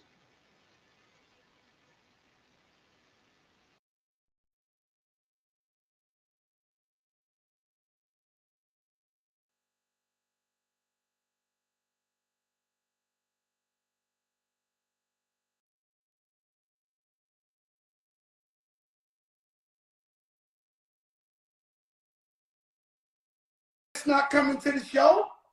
Yes, I do. I wish I was there. I wish I was there right now to talk about it and talk about it with you. But you know what? Because they already put people there like you. You guys are already in position. So you'll be talking about that. But I'm glad that I'm able to talk about when I come back.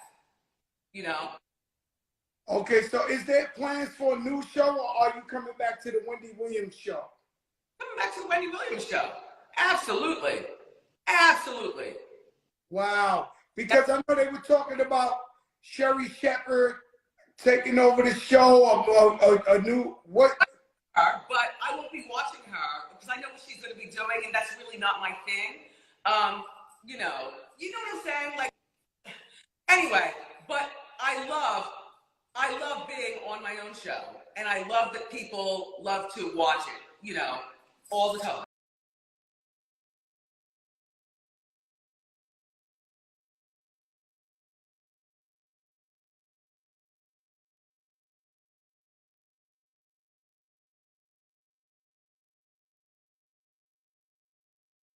So I do want to say there have been all of these crazy stories online about me replacing Wendy.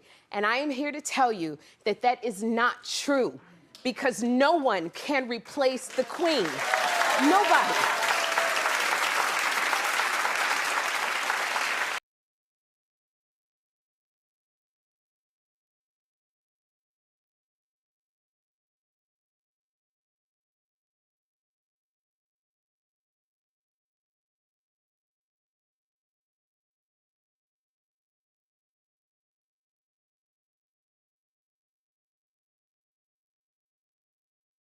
Got her husband Kevin. She's by herself. The only person that she has that's taking care of her is her 21-year-old son Kevin Jr. And he's 21. You know, he's in college. This is a lot on him. So she's out there in New York. I don't know who's out there with her, so I'm not gonna put the label of her being bitter. And then she's not well. So it's just a lot going on in Wendy's life that. And she claims she got enough people taking care of. So you don't need to worry about it. I got people taking care of me. Because quiet as it's kept, Wendy's kind of pretty much eliminated a lot of people. Like, she didn't keep a big circle of people in her life that we knew of. We knew it was all about her and her ex-husband at the time and the son. And I do agree. Someone who's 21 years old, that's a lot of responsibility to put on a child. It's kind of like what worried me when it came to my goddaughter, when she was so young and her mother was going through the things that she went through, may she rest in peace. And because, you know, she was going through a lot of, she was having seizures and wasn't taking care of herself, and she was trying to take on all these responsibilities to raise her sister and her daughter when her mother had just passed away from the same thing, having seizures and stuff and not taking their medications and all of the stuff. And so me having to take her in and raising her along with my mother at the time. Well, my mother. I was going to say my mother at the time, meaning like at the time when I was living at home and growing up, I'm raising my godchild while her mother was trying to figure out what she was trying to do with her life because she couldn't take care and provide for her. And I wanted my goddaughter to have a life. I wanted her to be able to be a kid. I wanted her to grow up. I was not going to put that responsibility on no kid, taking no care of no grown-ass woman. And unfortunately, she passed away from like a fatal seizure. Like, she was just having too many of them. But the same thing goes for Wendy. I'm hoping you're not putting all this energy and focus on your son and the responsibility on Lil Kev taking care of you, because from what we saw in that Fat Joe interview, you were not of sound in mind. And I've been saying that for the longest. And I know people just, there was somebody that was about, well, Sherry shouldn't have said nothing and shouldn't have responded. So what, she supposed to just let Wendy say what she want to say? But then again, I was saying this. Sherry, focus on the fact that you have this show coming. You have this thing that you're about to take, that's about to take off. You're about to do what you need to do for you. Stop focusing on Wendy being messy and making her little shady comments. Because when we saw that little clip, Wendy didn't make sense. She was repeating herself a lot. She seemed to lose a lot of focus. And for those of us who have followed Wendy's career for 30 plus years, we know that woman has always been strong. You know, her mind has always been strong as an ox. She was always on it. She never missed a day of work. And she always said that she would never miss a day of work because she was worried about somebody coming in and taking her spot. Which is why she kept things to her, you know, which is why she was always working. She was always a workhorse. She never missed a day. So her missing these days of work, that's highly unusual. And she's wound up saying that, oh, well, they already have people in place that's supposed to be taking over like Fat Joe, which I think his days is numbered with that. I think Deborah Mercury is pissed. I don't think they're going to have him and Remy Ma come back and do the show anymore, because they're probably pissed that he had access to Wendy and they've been trying to have access to her and they can't get access to her.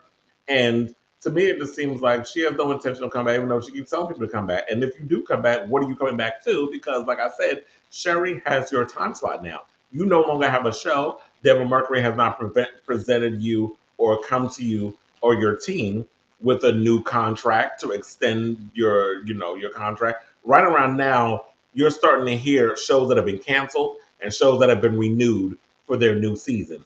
So a lot of the talk shows have already been renewed. Wendy, you don't have a show anymore. So, like I said, while the $100 million deal is great, and I would love to see you win, and I would love to see you come back and go into the podcast genre because you conquered radio, like old school radio. You conquered daytime TV.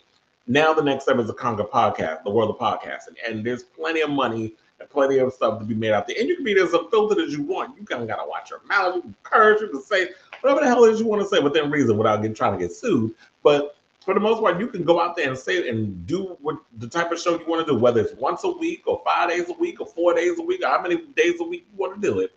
And for $100 million, look, they giving all that shit to Joe Rogan for saying a bunch of dumb shit. Why they can't give it to her? The fact of the matter, the problem is, Wendy is not of sound in mind, and she's uninsurable, according to these people. And they're not willing to take a risk to give you $100 million up front if you're not going to show up to work, if you're going to be all over the place in regards to doing the show, and mentally you are not prepared and focused to do the type of show that is asked of you, especially if you're going to sign on with iHeart or Spotify, which I feel like Spotify is more or less her speed anyway, because iHeart is way too cookie cutter. That's a little too mainstream radio. They're the equivalent of like popular radio. That's iHeart. They're that version. So go a little, you want to go a little edgy, go over to Spotify. I forget what Howard Stern is. Also, and then also before we wrap this up, Wendy Williams staffers are trying to figure out how to bring her back for the finale. They're saying there's talk of how to say goodbye, and a lot of people on staff feel like there should be a tribute to Wendy or some kind of farewell. But at the end of the day, it's her show, and she's not there for it. And the insider insists that staffers are aiming for her to return for one last show because they have all these fond memories. Now, people want her to come back. A lot of the people, especially the mid to low level producers, sign up for the job because of Wendy. It feels like it's just going to end without her, and they're saying that it's weird. Meanwhile, another source is saying, to page 6, by the way, that staffers are still traumatized over Williams' alleged erratic behavior in recent years. Now, there have been days when people thought that they would have a job because they wouldn't have a job because she wouldn't show up for work. So this idea that there's some conundrum, no, they said. Now with that, I say I don't think Wendy's gonna come back, so y'all need to nix that. But I do feel like what y'all need to do is figure out how to just do a montage. Have the staff, the crew, the fans, people literally just do like a montage of people just saying what it was a pleasure working with Wendy, what it was like being around her. See if they can get somebody to film something of her, but I don't think that's going to happen. So it is what it is. So let's take a break. We come back, we're going to have some LGBT news. The 2022 MTV Movie and TV Awards have been announced. There's a couple of LGBTQ nominees I want to talk about. We're going to talk about the new queer folk, which they said they're going to follow a pulse-like shooting at a gay club. I don't know if y'all are here for it. If you're not here for it, I'll give my opinions about it. Joe Budden is addressing bisexuality accusations, and Kendrick Lamar is talking about two of his relatives who came out as transgender on a new song from his new album. So we're going to talk about that. I'm going to give my opinion on that and a whole lot more. So don't go away. We'll be right back with more Kris Avalon Unfiltered right after this very gay break. Oh yeah, child, this gave me my entire life. Remember Nicki and Remy with the Sheetha shade where she basically scalped Nicki.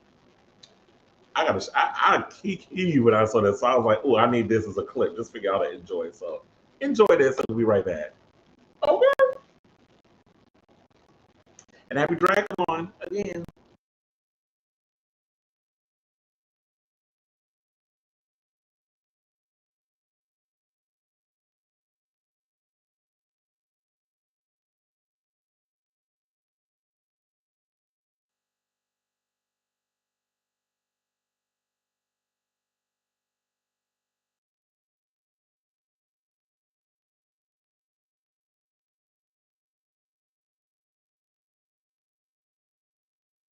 Unfiltered, filtered, filtered, filtered.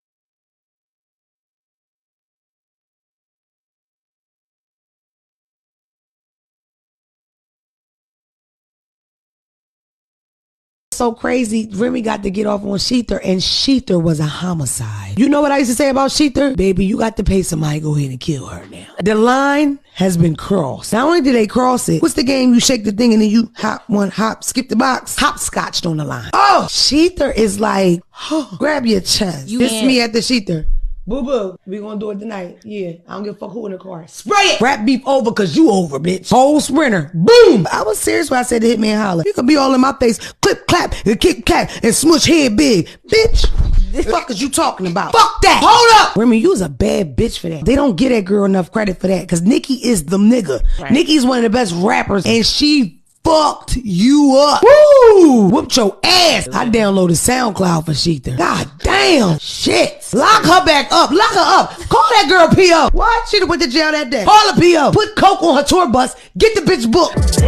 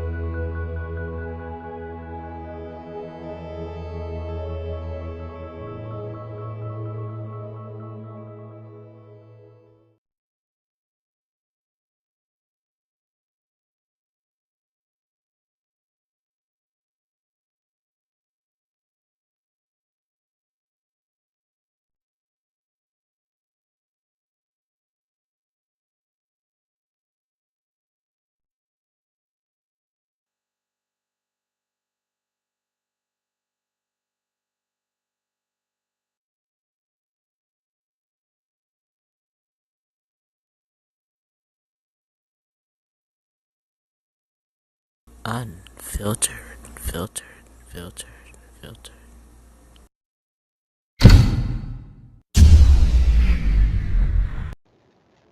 We're back. Okay. So, the nominees for the MTV 2022 MTV Movie and TV Awards have been announced, and there's a lot of LGBT. Speaking of which, since we're in the LGBT portion of the show, oh, she's looking cute with that one. LGBT. See how clever I am with that. Anyway, back to the story. The MTV Movie and TV Awards is recognizing a lot of LGBTQ plus projects and individuals this year, and we are happy to see this happening. So now, it was originally launched, as you know, as an award show for just movies back in 1992. The MTV Movie and TV Awards has expanded to include categories for television over the years. Thankfully, there is a significant presence of LGBTQ plus nominees in 2022 from actors to reality stars and TV shows. And I'm glad that they're actually they expanded with TV because there seems to be more LGBTQ plus representation on television. Particularly, we have a lot of movies that are coming out on the streaming services. Like I think Keenan Lonsdale has a queer movie coming out this year. I believe it's going to be on Peacock or one of the streaming services. We have Fire Island coming out, I believe, on Hulu next month. We have the final season of Love Victor coming to Disney Plus. So, and we have Queer as Folk, which we're going to talk about in a couple of minutes. So there's a lot of LGBT representation. But the Hacks just came out with their second season. Can I say I love that show? Like, I wasn't initially into it, but then my roommate was watching it, and I just chimed in and sort of watched it with him. I'm like, this is a cute show. A lot of queer representation on that show, specifically Johnny Sibley, who I've become a fan of since seeing him on what was it? Pose. That's where I saw him from, and then I started noticing his career started coming on the up and up. So, and he's on the new Queer as Folk, by the way. So let's continue back with this. So now, leading nominations are shows like RuPaul's Drag Race and Euphoria, which put LGBTQ plus contestants and characters at the forefront. Alas, those are far from the only queer nominees who will be featured at this year's ceremony. So we have yeah, you know, Euphoria because Zendaya and Sydney Sweeney, best performance of the show, best show for Euphoria, best kiss between Hunter Schafer and Dominic Fike. Um, Dominic Fike and Hunter Schafer, I believe, are dating in real life. And Hunter Schafer, for the users who don't know, is transgender. And I think Zendaya and her character Rue was dating Hunter Schafer on the show, but then Dominic and Hunter they started canoodling behind Rue's back because Rue was more in love with her drugs than she was with anybody else. But anyway, so and then you got best fight for Cassie versus Maddie. I'm here for that one. Here for the hookup and best song for Dominic Fike's Little Star because you know he's a musician as well. RuPaul's Drag Race has been nominated for best competition series, best reality star Willow Pill, best host RuPaul, best fight for Bosco versus Lady Camden. I would have been like, what the hell was on Diabetes versus Everybody? That would have been pretty much my best fight. And best reality return for Kylie Sonique Love on All Stars 6, who you know was the first trans woman to win an All Stars season. And Willow Pill was the first trans woman to win a regular RuPaul's Drag Race season. So, and then we have Loki was nominated for with 3 nominations for Best Show, Breakthrough Performance for Sophia DiMartino, and Best Team. Chriselle Stouse, all of a sudden now she just started eating pussy a week ago, and now she's this advocate. I'm about to put her in the same damn box as Colton Underwood. Like all of a sudden, this bitch discovered she like coochie, and now all of a sudden she's an ambassador for the gay community. So you know, we talked about her last week. She's from Selling Sunset. She's currently dating non-binary Australian singer G Flip. She was nominated twice at the MTV Movies and TV categories, including Best Reality Star and Best Fight against Christine Quinn, who I heard was just fired from the show. Queer Eye, why is that shit still on? But apparently y'all are watching it. The hit Netflix series Queer Eye was nominated for Best Lifestyle Show at the 2022 MTV Movie and TV Awards. Queen of the Universe was nominated for Best New Unscripted Series. I love that show. Can't wait for season 2. My girls Casey Clark and Nani Gonzalez from The Challenge were, you know, they're dating. Were nominated for Best Reality Romance for their joint appearance on The Challenge Spies, Lies, and Allies. And for those of you who don't know, the current season of The Challenge All-Stars is running on Paramount Plus, if y'all care to watch that. Ariana DeBose, Oscar winner for West Side Story. Love her. I cannot wait to see more of this girl. And I know she's going to be hosting the Tonys this year, which I actually will be tuning into because there's a lot of really fierce competition with the Tonys. So, you know, she won for playing Anita. She's the second Latina to win an Oscar 60 years apart for playing the same character in the same movie, which is wild to me. But congratulations to you.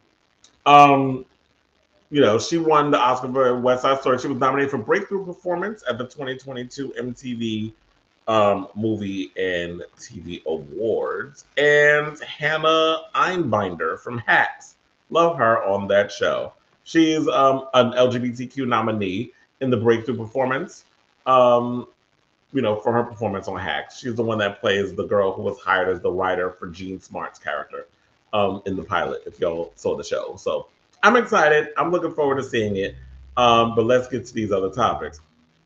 So Queer as Folk, as you know, has gone through many iterations, but Peacock's new revival is distinctly modern in scope. That in an interview with the Hollywood Reporter published Wednesday, creator Stephen Dunn reveals that the 2016 Pulse shooting inspired the new series, which explores the aftermath of a similar tragedy at an LGBTQ plus nightclub. Now, according to the Hollywood Reporter, Dunn acquired the rights to Queer as Folk after meeting original series creator Russell T Davies and pitching him a story that begins with a nightclub shooting at a New Orleans gay bar, not unlike Pulse, which follows the city's LGBTQ plus community as they recover from the tragedy. Now, Pulse is a specific event that targeted the Latinx community in Orlando, Dunn explained. Our show is completely fictional, but the trajectory of our story is inspired by the realities of what that was like. Not just that night, but the aftermath and the way that the community of Orlando rebuilt in the wake of that tragedy. Now, Dunn says that Davies loved the concept and the energy that I brought to it and felt like that I had the potential to expand on the legacy of the series. He then put together an all-queer writer's room and met with Pulse survivors, some of whom became consultants on the new series. And said, after Pulse, it felt like the first time that the queer community had really felt united. It happened in Orlando, but the ripple effect was felt across the world. I remember being in Toronto at Pride and not feeling safe going out to a bar. It was terrifying, and I'm sure I'm not the only person who felt that way. So with this being said, you know what? I'm actually not that mad that they're going there. I know a lot of people were feeling kind of ways, saying like, you know, but why are they touching on such a sensitive subject? And I feel like, you know what? Because gay bars, we consider those safe spaces for us. Where a lot of times when a lot of us who are in corporate America or a certain place where you don't feel comfortable enough to be yourself, you want to go to these places and feel safe. So you have a man coming in shooting people. And I remember, I think it was season 9 of RuPaul's Drag Race. I believe there was a whole conversation they had about the Pulse thing, because Cynthia Lee Fontaine was opening up about it. Because, you know, I started watching the old shows again. And she was talking about it. She said that she was actually supposed to perform that night, but she ended up she was booked somewhere else, whatever, so she canceled. And a friend of hers said that, oh, I came out this night to see you at this show. And he was like, and then Cynthia was like, well, I mean, are you gonna like, come out and see me somewhere else, but are you gonna stay and hang or whatever? He was like, yeah, I'm just gonna hang out and since I'm already here, and I'll catch you another time. And that was the night that the situation happened. So that person is no longer on Earth because he was killed in that whole shootout. So it's crazy how this world works. And I feel like, you know what, because we forget so quickly, a show like Queer as Folk bringing that to the forefront and people getting an idea of like, yeah, this is what happened. And I know a lot of these young generations, we talked about it earlier, a lot of you on like YouTubing and doing research and Googling and stuff. So bringing that as a tragedy that kind of brings people together and the aftermath of how people felt with that, and bringing Pulse consultants on and making this a multicultural cast the way it should have been 20-some years ago when they made the original show, I'm here for it. And let's not forget, remember the final season of Queer as Folk, the original one, there was something that happened where there was an explosion that happened at Babylon. That was the episode that Cyndi Lauper performed. And there was like this big fundraiser. I think it was for Stop Prop 18, or it was some type of thing. Because that's when Queer as Folk decided to go a little political during the later years. After, you know, once we got tired of the sex, they had to get a little political. And then they had the big explosion and people died. R.I.P. Dusty. But yeah, there was that whole thing. So this is life imitating art. So Queer as Folk had the writing on the wall 20-some years ago before this whole situation happened. So I'm here for it. I just want to see a damn commercial, because the show comes on next month and we still haven't seen a commercial. I've seen pictures. We know a little bit of the plot, but we don't know what it looks like. Like I need to see a damn trailer. But I think because people have made little comments and stuff, they're probably going to wait till the last damn minute. So yeah, I'm looking forward to it when it comes on. So now Joe Budden is in the news again, addressing his bisexuality. So now, previously reported in November of last year, media personality Joe Budden, who was 41, became a trending topic after seemingly claiming he was bisexual during an episode of his Joe Budden podcast.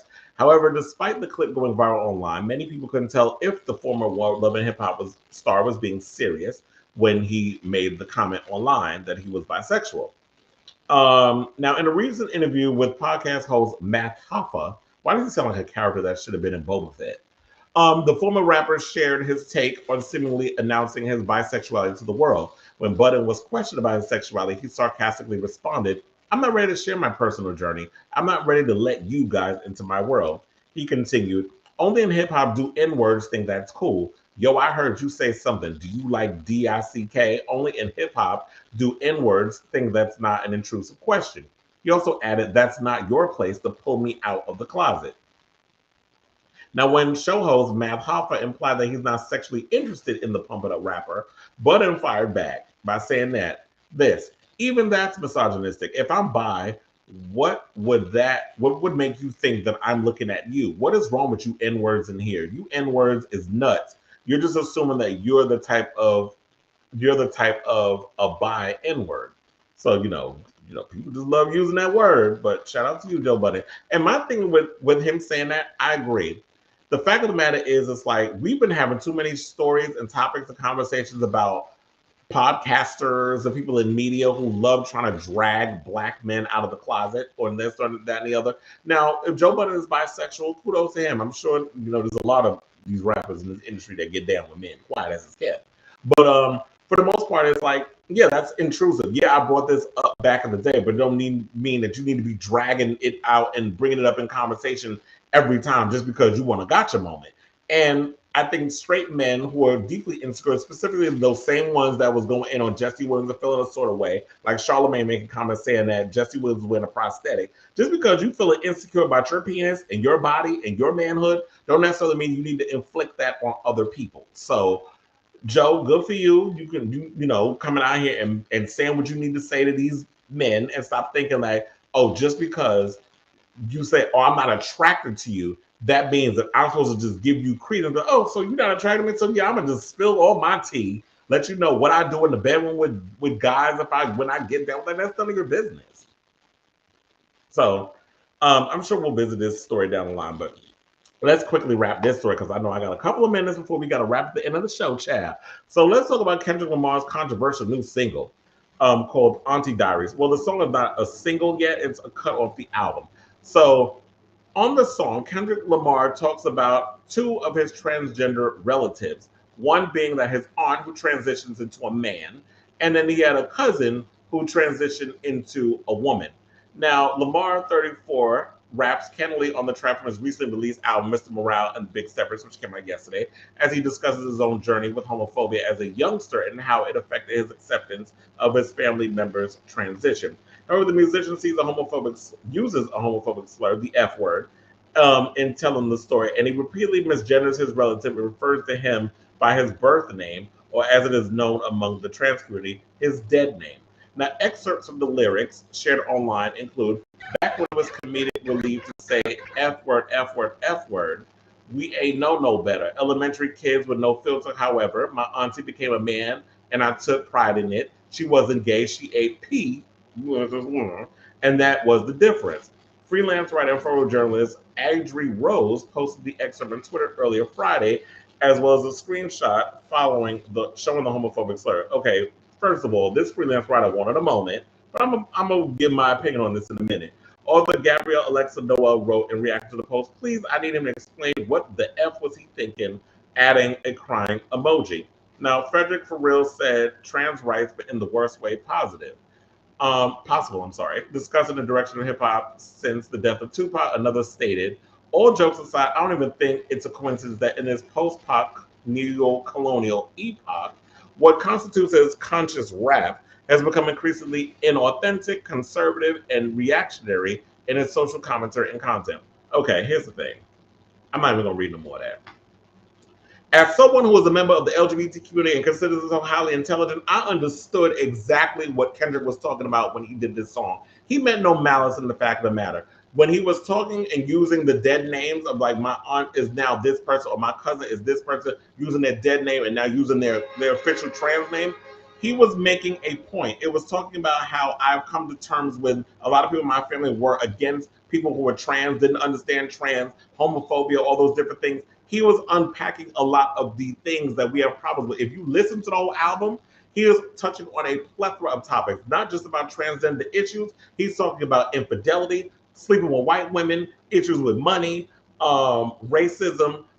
He's also talking about, how men treat women and all that. So all the things that we as a Black community love tap dancing around, because if you listen to the album as it transitions, there's tap dancing that goes on in the album where it says, stop tap dancing around the subject. That's the whole point. So I need y'all to listen to the record, listen to the song before y'all jump on social media with your little tweets, your little comments and saying these different things and trying to come at this man and saying like, oh, well, I need you to explain it. He don't need to explain shit. Listen to the fucking song and understand where he was coming from. I don't think, in my opinion, that Kendrick meant any malice in what he was trying to say. He was literally giving the opinion of someone who came from a place of ignorance, a heterosexual man who was trying to make sense of understanding these relatives and them transitioning. He's saying that his aunt was transitional or people in his family was transitioning long before Caitlyn could figure out who the fuck she was. Bruce was figuring out who the fuck he was when he became Kate.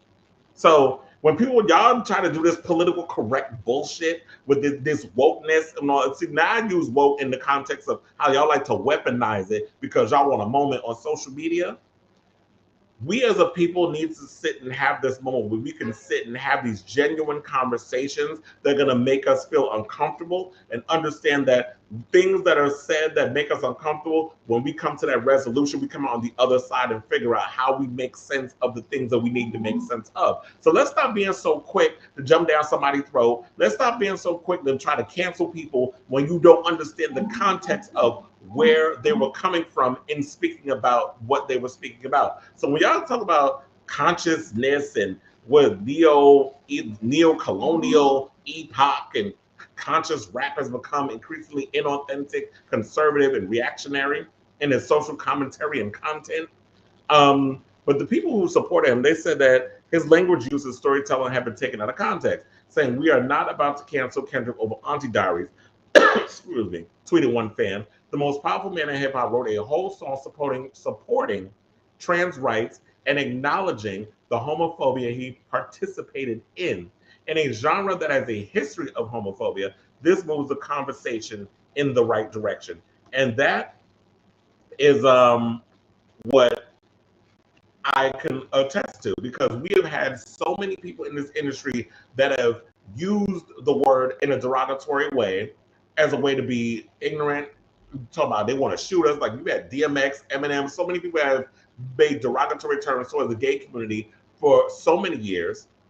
And there's a lot of people that continue to, but we have Kendrick Lamar that's really out here saying what needs to be said, really putting the conversation on the table and be like, these are things we need to really have these address this shit and have these conversations and really bring it to the forefront. So like that person said, and I said before, we ain't canceling Kendrick. Y'all gonna suck my ass with a straw with that one. So on that note, I want to thank you all for watching this long-winded episode of Kris Avalon Unfiltered. I mean, anyway, when we do the podcast, it's gonna be 2 hours anyway. So get your life.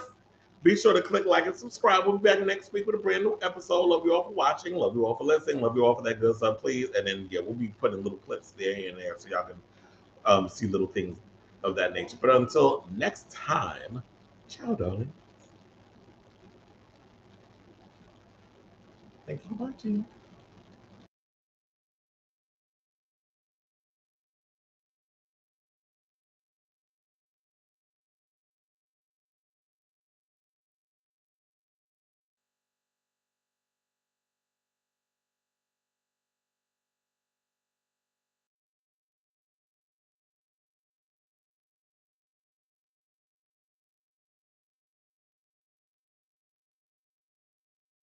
Unfiltered, filtered, filtered, filtered.